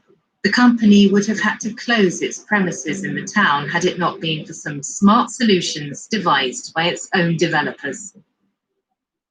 We have video conferences here every day, online presentations, remote system configurations, and online training sessions. And that requires a fast internet connection. Our founder and director, Andreas Eschbach, is based in Boston in the US. So we also need a good connection to that office too. We have this hunger for data, and it's growing every day. Down in the basement, the software engineers managed to solve their internet problem by combining a range of different elements. We've linked up a number of internet connections, a DSL line, a cable connection, and we're now planning to throw a third anchor across the Swiss border. Basically, there's an excellent LTE network just a few hundred meters away, and we're linking up all these lines to create a very fast internet connection. Technical obstacles alone mean that makeshift solutions like this are not an option for private individuals, and that's a gap that Jürgen Albitz wants to fill. He and his fellow free internet activists have installed free Wi-Fi in most public buildings in Bad Säckingen. That's a crystal clear reception. Die großen Mobilfunkanbieter. The big network providers, or most of them, offer customers a voice over IP option. The advantage there is that people can then make phone calls via Wi-Fi. So, with the right contract, you can now phone people for free via internet.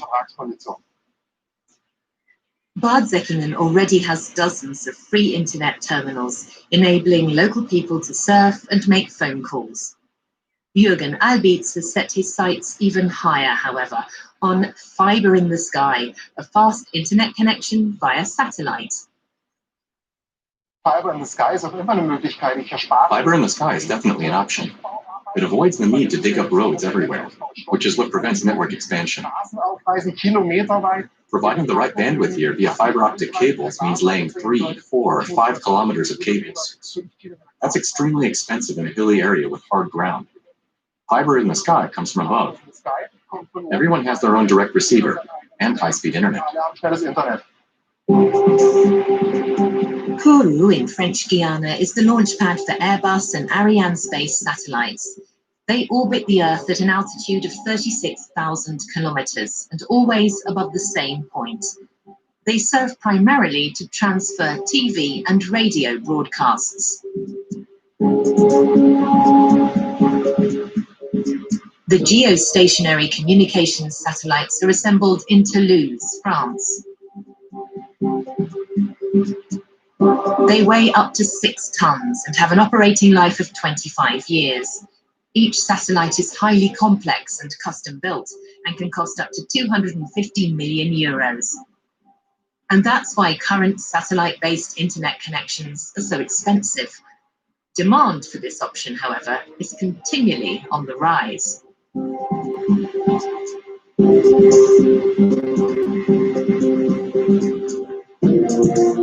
Varinka Ponomala has been part of a revolution in satellite design in recent years, from individual components to mass production. In fact, today, from the design to the delivery to the customer, we can provide satellites in less than 2 years. For us, it's quite short.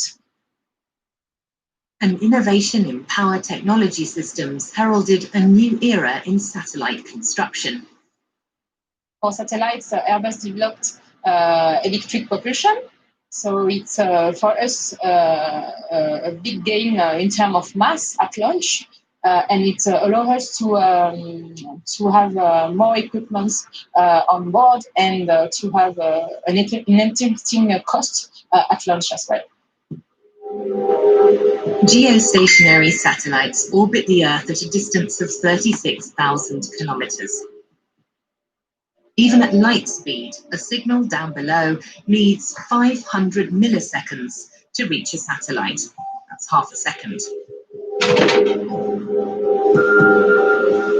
That delay or latency during phone calls means that the people talking constantly interrupt each other.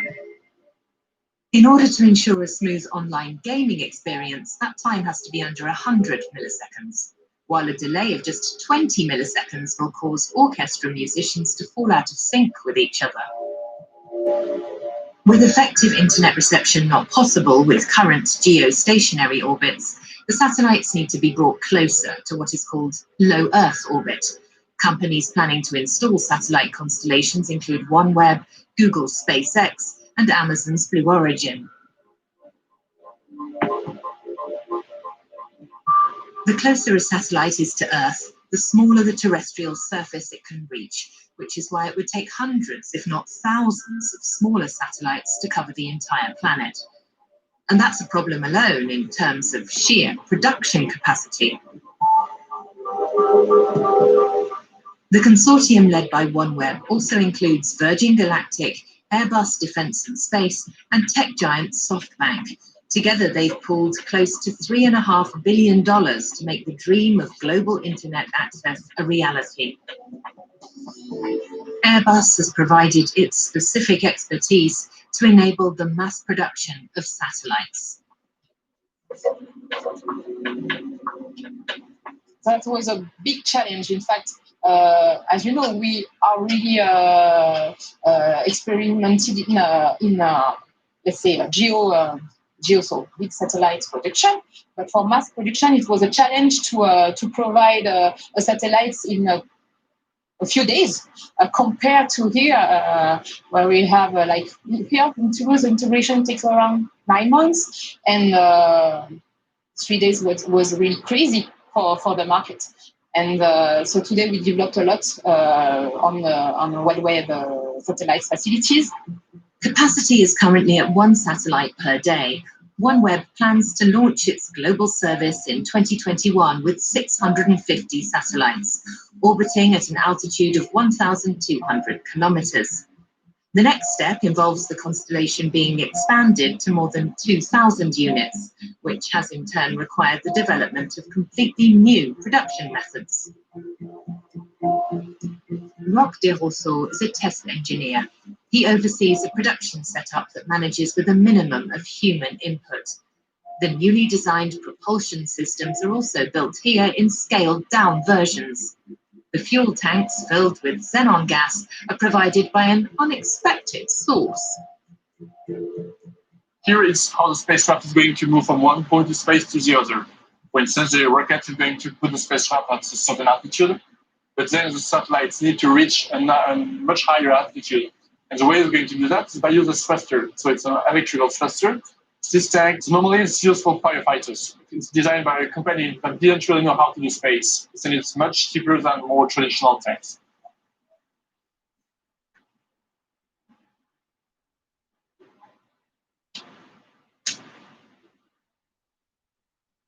Once Sébastien is done with all the assembly, again, we really want to avoid human errors. So the way we're going to do that, we're going to take a picture with these two cameras here, and the pictures that we're going to take, they will be compared to a reference picture, and based on the two differences, we'll be able to say if Sébastien has done a good job or not.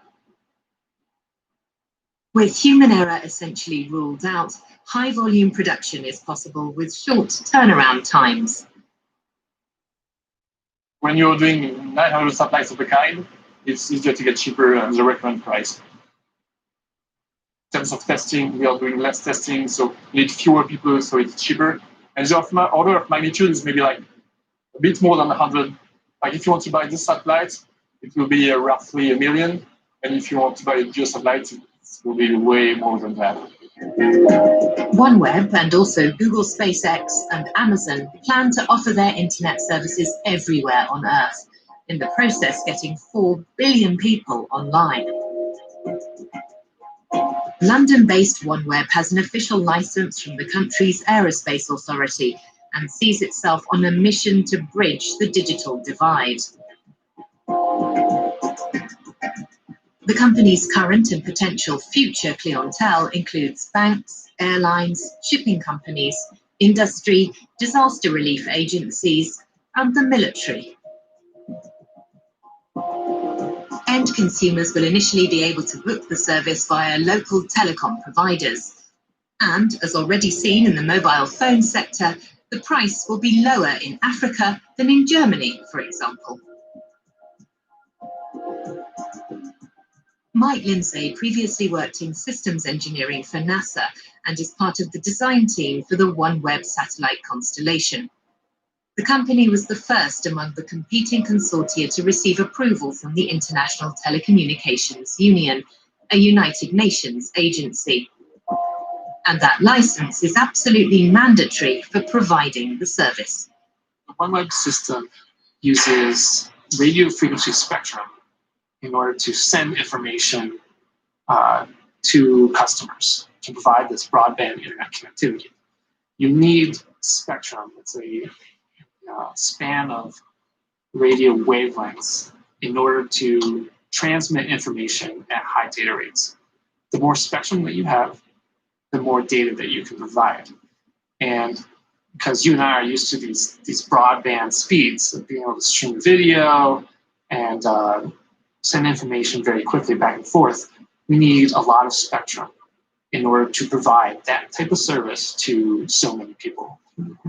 Designing a constellation of satellites in constant contact with each other and the Earth is a complex undertaking.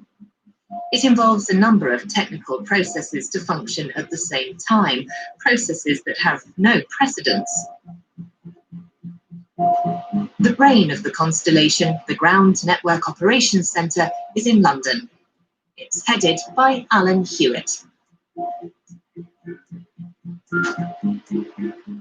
At OneWeb, we're responsible for looking after the ground network. So we do two core functions. First of all, we provide situational awareness. So we look for anomalies in the ground network. Where they occur, we work to resolve them as quickly as possible. And secondly, we do what we call a resource plan. And the resource plan is really the brains of how the system works. This brings together the ground network, the antennas, the spacecraft, and the payload and the actual user UTs. The ground stations run automatically and are fitted with 30 antennae, each maintaining contact with 30 satellites. There are currently just 2 fully functional stations, one in Spitsbergen, Norway, and the other on Sicily. For complete global coverage distributed across the planet, you would need just 45 ground stations, all interconnected. Very quickly, as you say, we're going to be scaling up. Come Q2 next year, we're going to be adding 3 ground stations every month. So that's a huge ramp up to what we're doing today. Today is all about testing and integration. Next year is all going to be about bringing those ground stations into service. The ground stations always seek the best possible connection to the satellite that's closest to the user and can provide the best possible bandwidth. The relevant signal shifts from one satellite to another, with the user remaining blissfully unaware. The OneWeb consortium is currently ahead of rivals Google, SpaceX, and Amazon, and by the end of 2021, it hopes to have a constellation numbering 650 satellites. Either way, the Earth's orbit is set to get a lot of traffic in the near future. How will the engineers ensure that there are no collisions? So something we're doing at OneWeb is actually enhancing our safety by separating each plane in the constellation. So there are multiple planes of multiple satellites each. And if they're all at the same altitude, you have this sort of crossing point where satellites are zipping past each other at very high velocities. So what we do is we separate those crossing points so the satellites are actually not zipping past one another. What that means is we're actually, in some regards, we only have to manage a single plane at a time. And you can apply that same principle to other constellations. So we are maintaining many kilometers of separation between SpaceX. SpaceX is separated from the Kuiper, the Amazon constellation.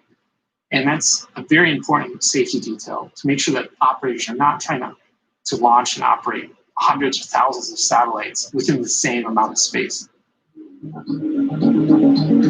Satellite constellations are not the only inhabitants of Earth's orbit. There's serious traffic in immediate outer space. In addition to countless disused satellites, there are spent rocket elements, fragments of exploded spacecraft, and other space debris circling the planet. The result is a growing orbital scrapyard, now comprising 20,000 objects with a diameter of 10 centimeters or more. They're joined by 700,000 smaller objects of at least 1 centimeter in size. And the speed at which they move makes them extremely dangerous. So if there is a collision in space, it can be catastrophic. Objects in Earth orbit are typically traveling around 25,000 kilometers per hour. And even a small object, say 10 centimeters, can carry enough energy to fragment a large satellite into thousands of pieces. And so if such an event occurs, now you go from one satellite and one piece of debris to thousands of pieces of debris. And each of those pieces of debris might carry enough energy to, again, fragment a different satellite. And so, there's this fear of this sort of chain reaction where one collision creates debris, that debris strikes another satellite, creating even more debris. There are still no rules on the behavior of satellite constellations, whether traffic-related or on safety or ethics. The only stipulation is a ban on stationing weapons in Earth's orbit, and that the satellites have to be safely deorbited after 25 years. OneWeb has decided to let its satellites expire in the atmosphere after an operational life of just 5 years.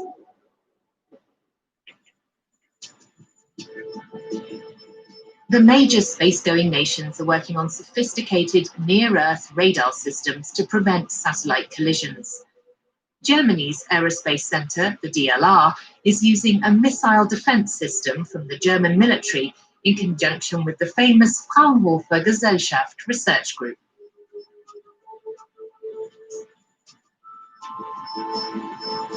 The TIRA radar facility outside Bonn in Western Germany is the only one in Europe that can track and depict objects in orbit up to 2 centimeters in diameter.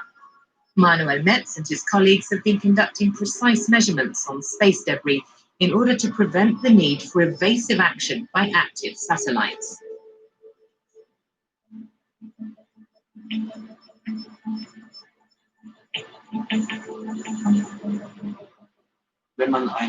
If you have an object that you are especially interested in because it is threatening to collide with your own satellite, then you can use this system to remeasure its orbit and obtain more precise data.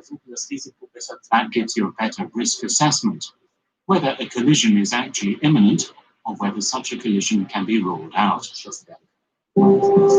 There are several collision alerts every day. Evasive maneuvers are only needed 2 or 3 times a year.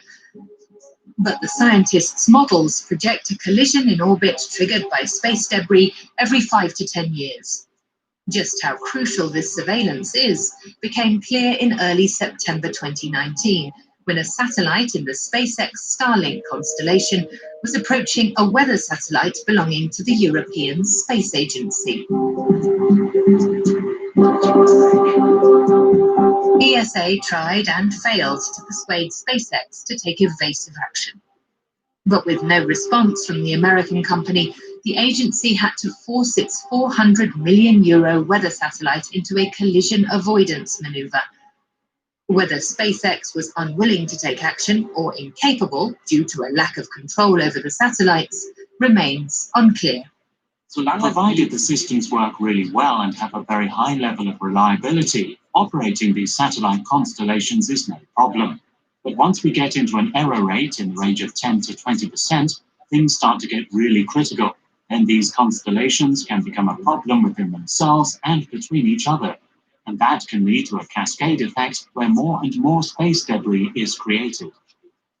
The Wachtberg radar facility near Bonn is among the leading lights in space surveillance. The TIRA radar has a limited range of sight. It has to be told approximately where an object is in the sky in order to conduct precise measurements. The TIRA facility is immense compared to the German experimental space surveillance and tracking radar, or GESTRA, a new electronically controlled radar system that observes the near-Earth zone of space within milliseconds. Based on semiconductor technology, the radar will be the first in Germany to track active satellites and space debris 24/7, while also creating an orbit data catalogue that helps to prevent collisions. Gerald Braun is in charge of Germany's Space Situational Awareness Centre, which will work together with GESTRA on data collection. He's seriously concerned about the satellite constellations currently being assembled. Das Problem bei der Sache könnte sein, dass die There could be the problem that the electric drive systems in the OneWeb satellites do not allow high delta Vs or speed increases. Steigerung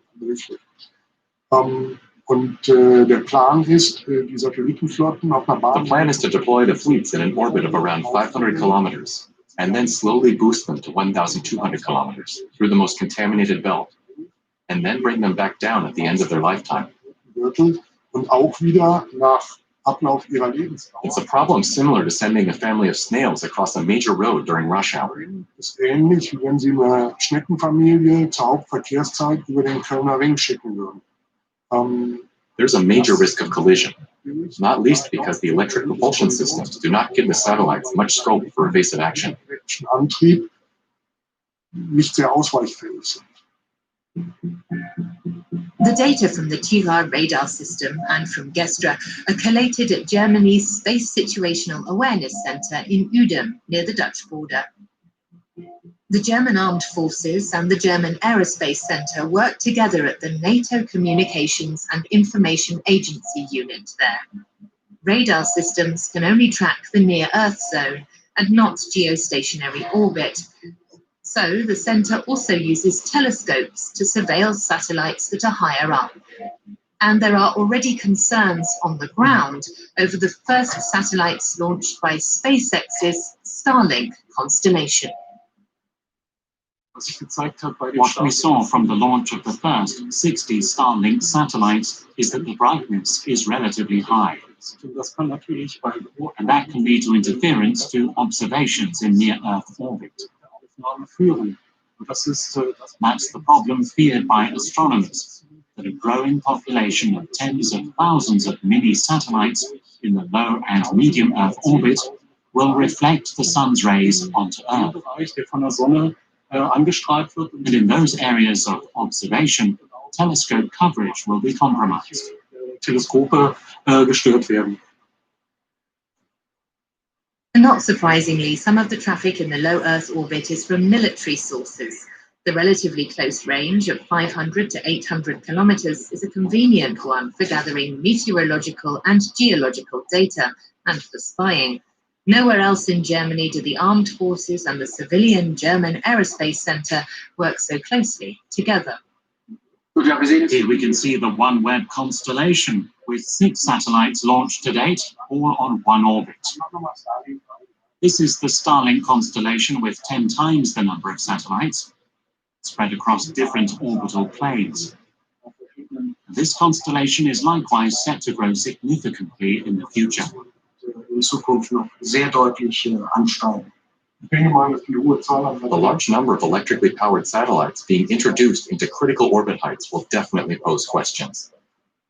In the final phase of these satellites' deployment, this will also present bigger challenges for global surveillance systems than is the case with the current population in orbit. So we have to prepare accordingly and continue to expand our capabilities. The importance of protecting critical infrastructure such as weather, GPS and observation satellites was highlighted in March 2019. The Indian military shot down one of the country's weather satellites in order to demonstrate its strategic space capabilities. The satellite broke up into 6,500 pieces of debris, which then spread around the globe at a speed of 35,000 kilometers per hour.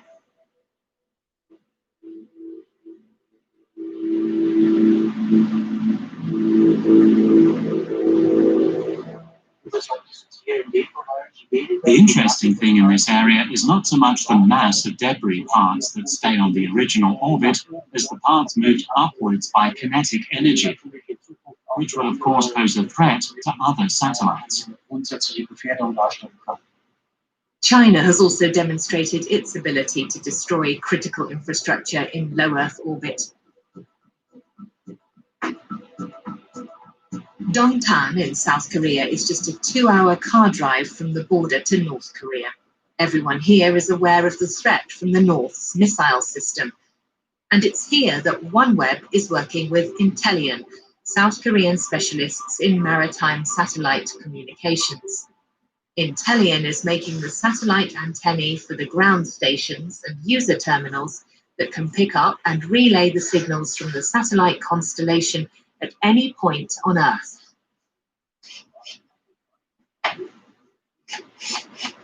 The Koreans were chosen due to their experience in maritime communications, where the transmitter and receiver of signals are both moving. The idea is to adapt that technology for internet access in self-driving cars. Permanent connectivity will become increasingly important. Steve Cha and Kevin Eom are the visionary minds behind Intellian. Maritime geo is still challenging, but we have all the solution now.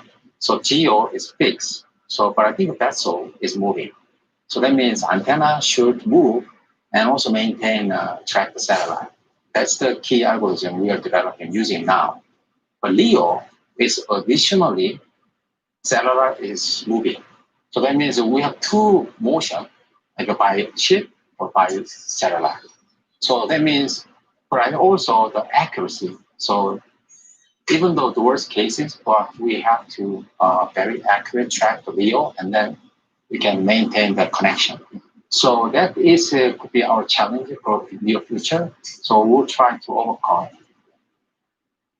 Rotating parabolic antennae are at the cutting edge of current technology. But a few years from now, there might well be new antennae available based on semiconductor technology.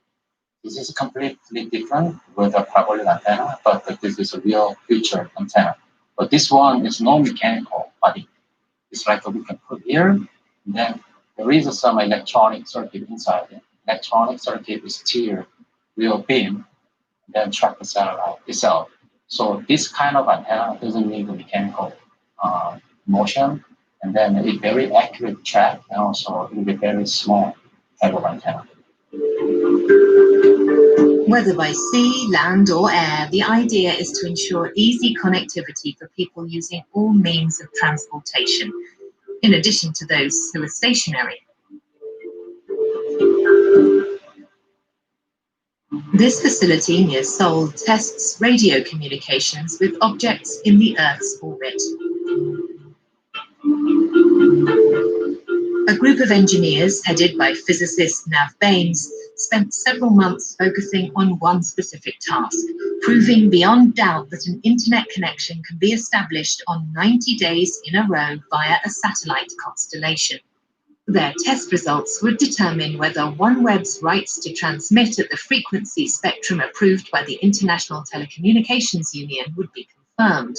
It's a milestone the team eventually reached in 2019. Our satellites were launched in February of this year, and we want to show that proof of concept that it works. So we want to be able to send signals up to the satellite, back down again, and prove that we can send traffic at very high speed, and therefore realize some of these services, high-speed broadband services that we want to offer the world.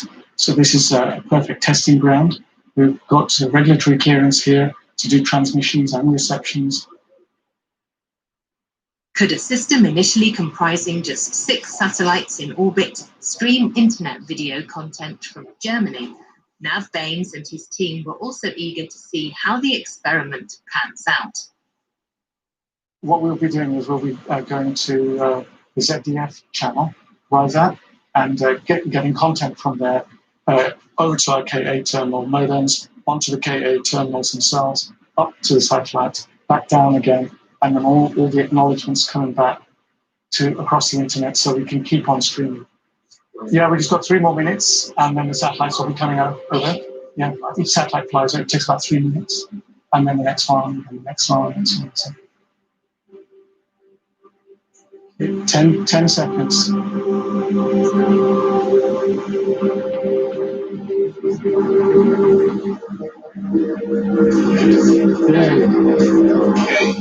We're now live streaming video from the ZDF channel.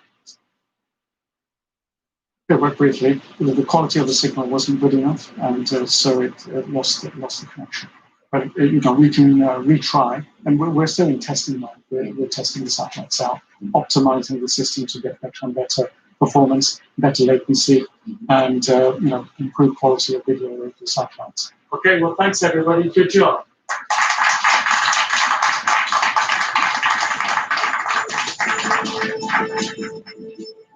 But providing sufficient bandwidth for streaming videos in full HD will require the launch and deployment of far more satellites and more ground stations.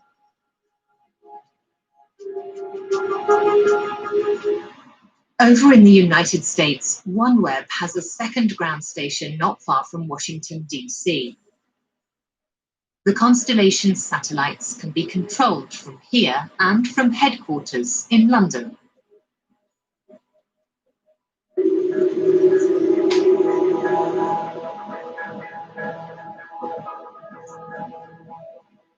Daria Carini is responsible for coordinating the constellation's flight maneuvers. She and colleague Naya Ritchie control individual satellites.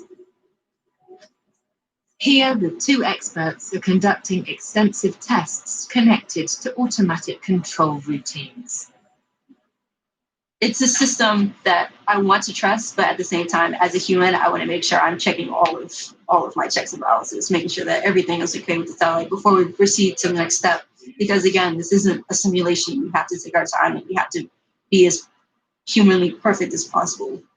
How many controllers will be required to pilot a mega constellation of several hundred satellites? This is where artificial intelligence will come in to assist the human operators. I believe we're going to be having 1 controller for about 20 or 30 satellites, maybe even more. We're trying to automate our system so that 1 person can handle as many satellites that is needed within our crews. Because, like you said, we're not going to have a 1-to-1 ratio. And we need to learn to automate our system so that when we see issues on board, if our pilots can't do it manually, then automatically our system should be able to handle it. It's kind of a walk before you run type of philosophy. So instead of having so many satellites up at first, we deployed, 6, and then we could spend a significant amount of time kind of getting to know them like a new friend, basically, just deciding, this satellite is capable of this and it's not capable of this, and I kind of adapt to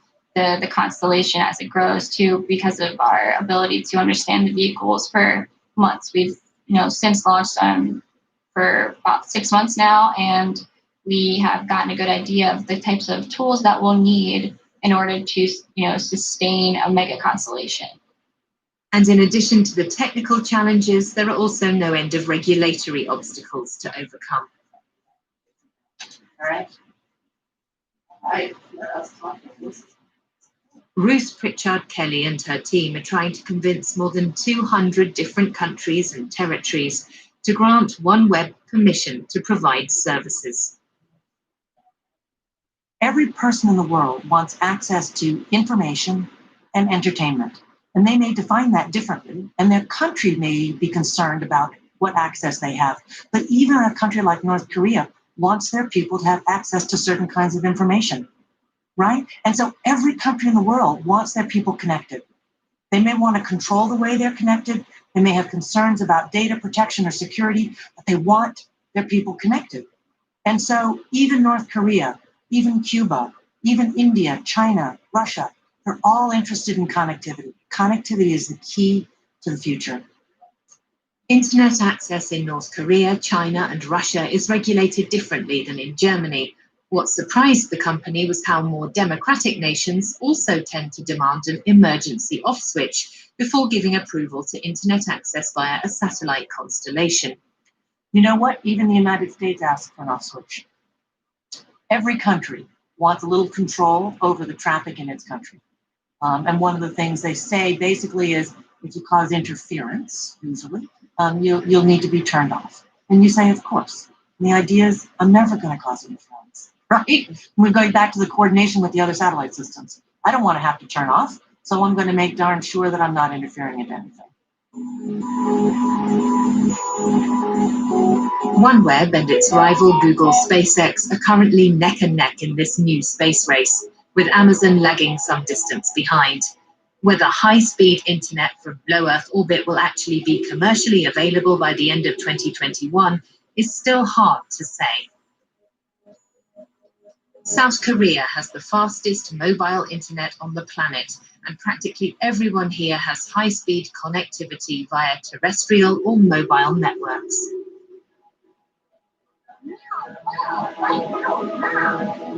And it's here that Nav Baines and his colleagues are working towards a future where every person on Earth could have fast internet via satellite, provided their governments allow it.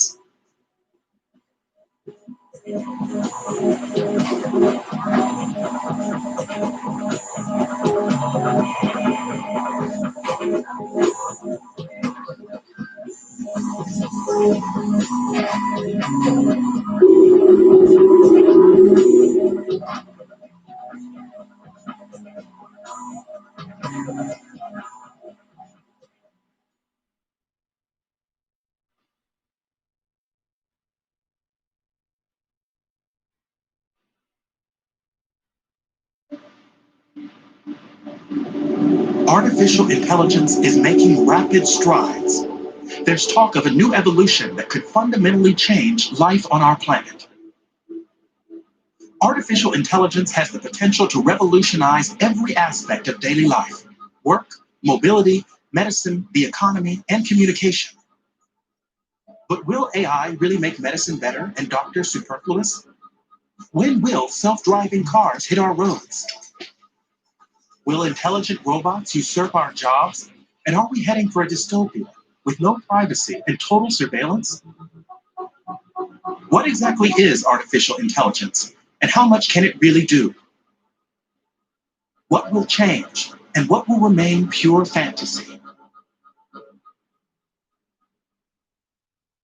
To answer these questions, we embarked on an exciting journey to meet the scientists working on our future in the US, Britain, Germany, and China.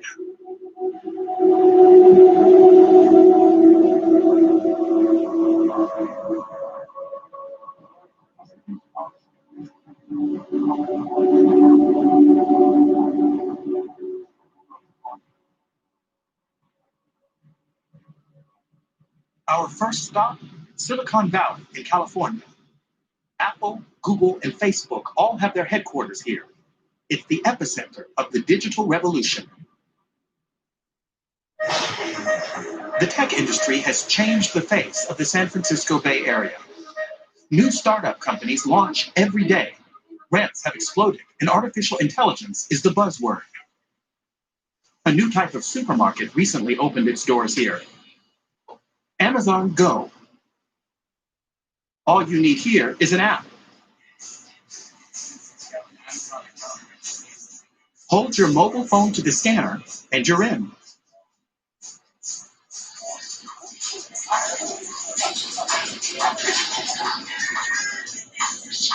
As Leonardo shows me Amazon's new menus and explains that the language assistant Alexa can help with the preparation at home, I'm under constant surveillance.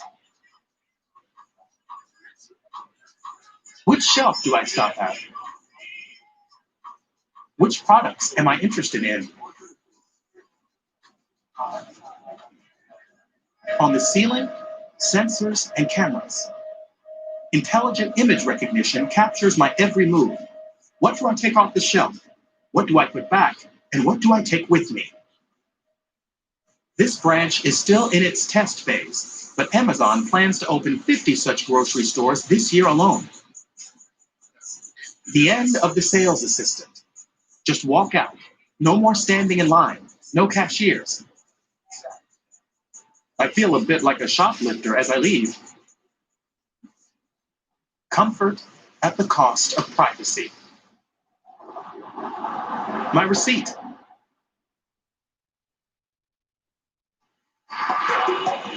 One block away, a robot cafe. Another test lab for the future. Order by app and touchscreen. The increasingly ubiquitous tools of trade.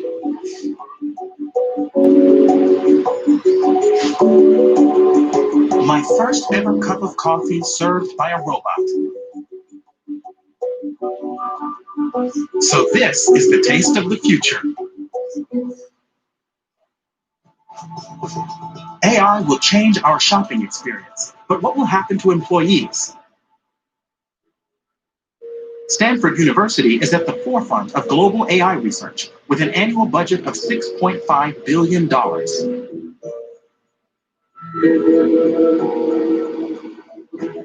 I want to know, how will artificial intelligence change medicine? Researchers here have developed an artificial intelligence algorithm that can screen X-rays for certain diseases. Computer scientist Pranav Rajpurkar shows me how easy it is to use. Take a picture of an X-ray with your mobile phone, upload the image, and a few seconds later, you get the diagnosis. It's a mass, and it's saying this thing over here is a possibly cancerous lesion. And I can see that right over here. Okay, so it gives you, if I may have a look at it, now probabilities for pneumonia, nodule, edema, effusion, and that goes bang. Yeah. Now, how does this work? I mean, how did you get to the point? We started with a large data set of chest X-rays, which were released by the NIH, and these contained X-rays and then also labels of different pathologies and whether they existed in those X-rays. So it might say, okay, here's an image, and on this image I have pathology 1, 2, and 3. And we had 100,000 of these images. So we train a model that can take as an input an X-ray and then output the probability of several different pathologies on this X-ray. Artificial intelligence is modeled on the human brain, a gigantic network of almost 100 billion interconnected neurons.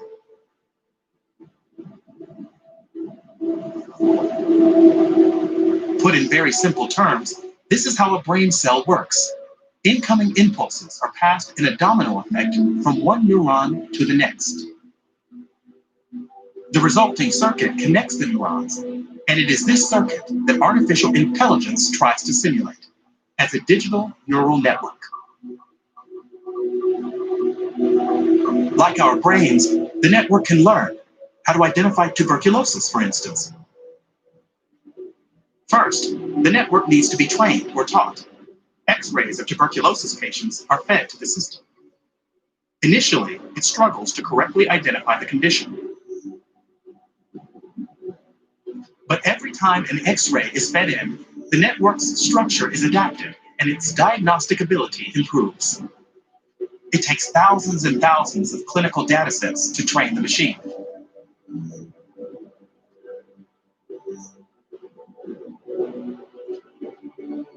Only after the network is optimized in this way can it correctly identify an unknown X-ray.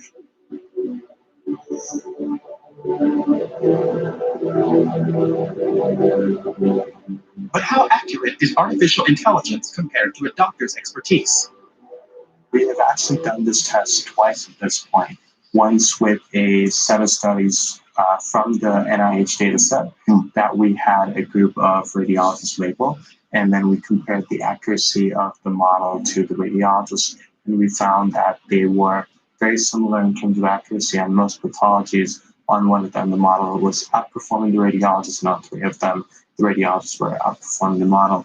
And then we repeated the experiment, this time using a data set from Stanford, which we recently released, which is 200,000 chest x-rays. And then we had a similar setup where we had 3 subspecialty radiologists.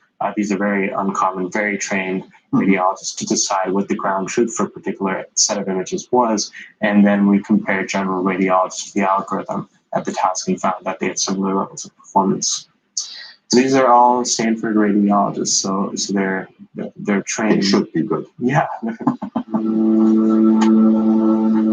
Reading X-rays accurately is a complicated process, but artificial intelligence is making fast progress. When it comes to identifying or recognizing simple images, computers have surpassed human accuracy. Now, if I look at your picture, it's always probabilities. So there are cases where the machine is not really sure what would be sort of a clear decision to say, okay, this is, I don't know, pneumonia or something else. Yeah. I think it's good to talk in terms of probabilities, because probabilities also give a sense of the algorithm, the model's uncertainty on that particular problem. I think one difficulty with probabilities is that it does make it hard for humans to interpret. Like, what is the probability of 88% versus 92% mean in terms of the decision I should make in the clinic? And so I think in that sense, one of the things that we could experiment with doing in the future is, rather than showing probabilities that are so fine-grained, maybe we can show things like unlikely, or this pathology is likely, or this pathology is possible. In healthcare, artificial intelligence is powering a revolution. Scientists are using artificial intelligence algorithms to sift through seemingly banal data, such as the up and down motion of the steps we take every day. They're looking for conspicuous patterns that could serve as early warning signs of disease. Scientists in the English city of Birmingham are working on a revolutionary diagnostic method. To date, there are no specific tests to detect Parkinson's disease, making diagnosis difficult. AI could change that. Max Little is a mathematician at Aston University.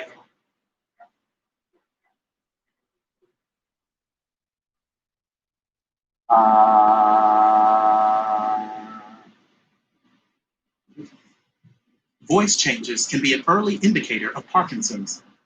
Max and his team collected thousands of vocal recordings and fed them to an algorithm they developed, which learned to detect differences in voice patterns between people with and without the condition. In a lab-based study of the recordings, the algorithm was able to correctly identify a Parkinson's diagnosis nearly 99% of the time. Max Little's work is an example of the far-reaching changes AI is bringing to the field of medicine. It's no longer just doctors who are using artificial intelligence to develop new diagnostic methods, but data scientists, programmers, and mathematicians like Max.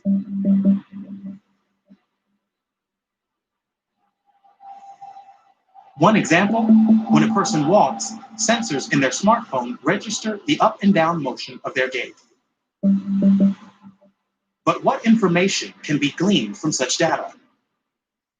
if we measured a pattern of someone's walking behavior, then someone who is healthy we might measure the accelerometer to look like that. Okay, so it's just the sort of movement you would have here. Yeah, the hips going up and down regularly, that kind of thing, along their pace.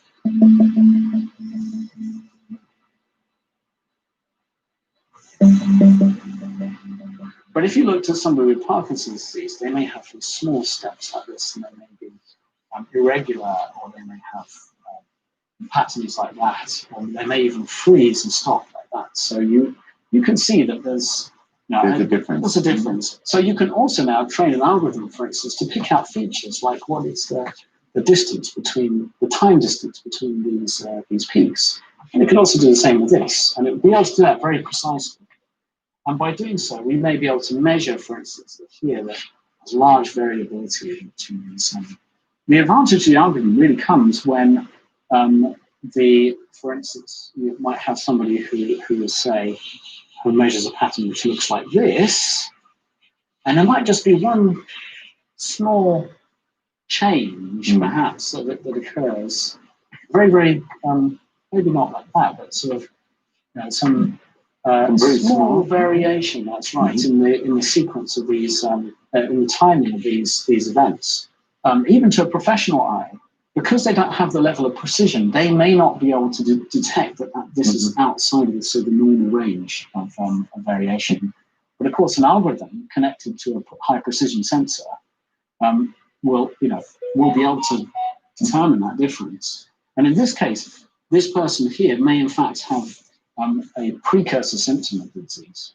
So this would mean that this person, with the help of an algorithm, could be diagnosed as having Parkinson, whereas the doctor himself would miss him out.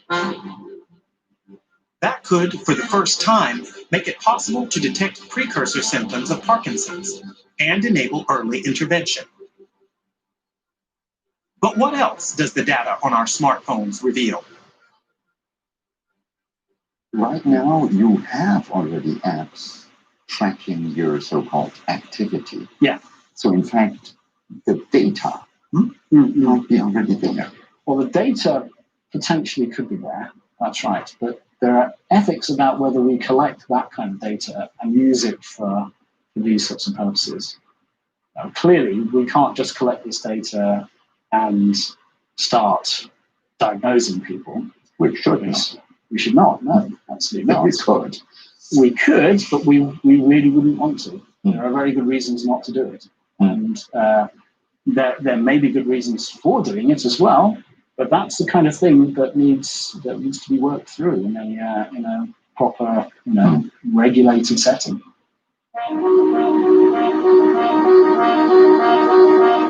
After our interview, Max Little tells me he's received several lucrative offers to join tech giants who smell new business opportunities. He turned them down. Artificial intelligence will undoubtedly improve doctors' abilities to detect and diagnose disease. But amid all the opportunities AI offers, there's an urgent need for regulation.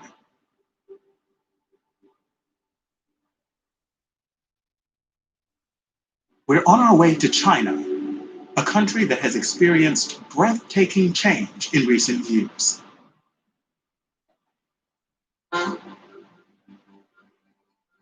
Its capital, Beijing, is buzzing. The whole country is hungry for progress and is on a fast track to the future. Time seems to move faster here. By the year 2030, China aims to be the global leader in the field of artificial intelligence. And there's a lot to indicate it will meet that goal, because the government has bankrolled subsidy programs worth billions of euros.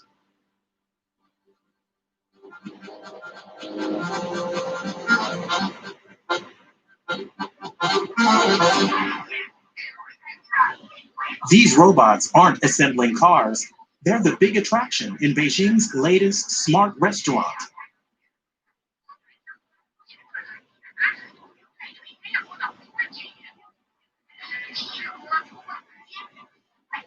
AI in the kitchen and automated waiters.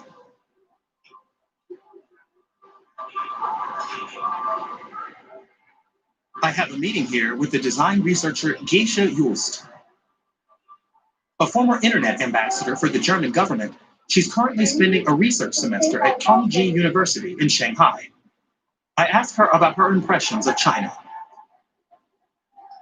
There's this real hunger in the city, and it's super fun to talk to young people because they want to be the motors of change. They work day and night. They have a new work-life balance model. It's called 996. I thought, what do you mean 996?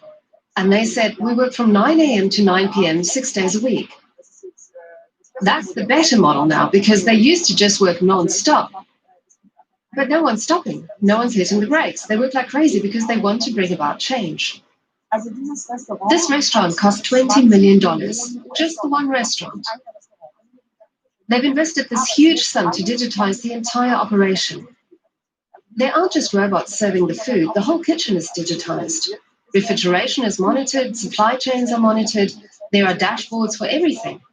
Everything is connected here, where they're testing what works and which aspects can be implemented in other restaurants of this chain. That's the idea here, to just try things and to think big.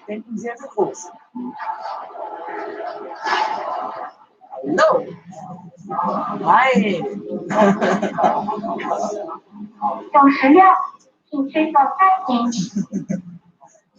So I'll just help myself, if I may.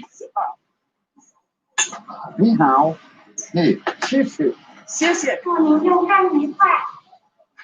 But what about privacy? There seems to be a trade-off between security and privacy. You often hear how AI has increased public safety. For instance, that the ubiquitous surveillance cameras have dramatically increased the crime-solving rate.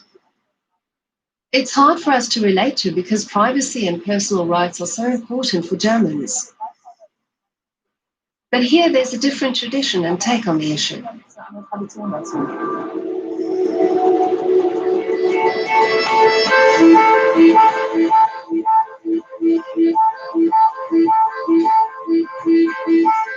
I'm fascinated by China, but it also puzzles me.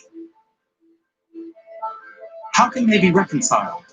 The high civilization of ancient China and the modern industrial state with surveillance cameras everywhere.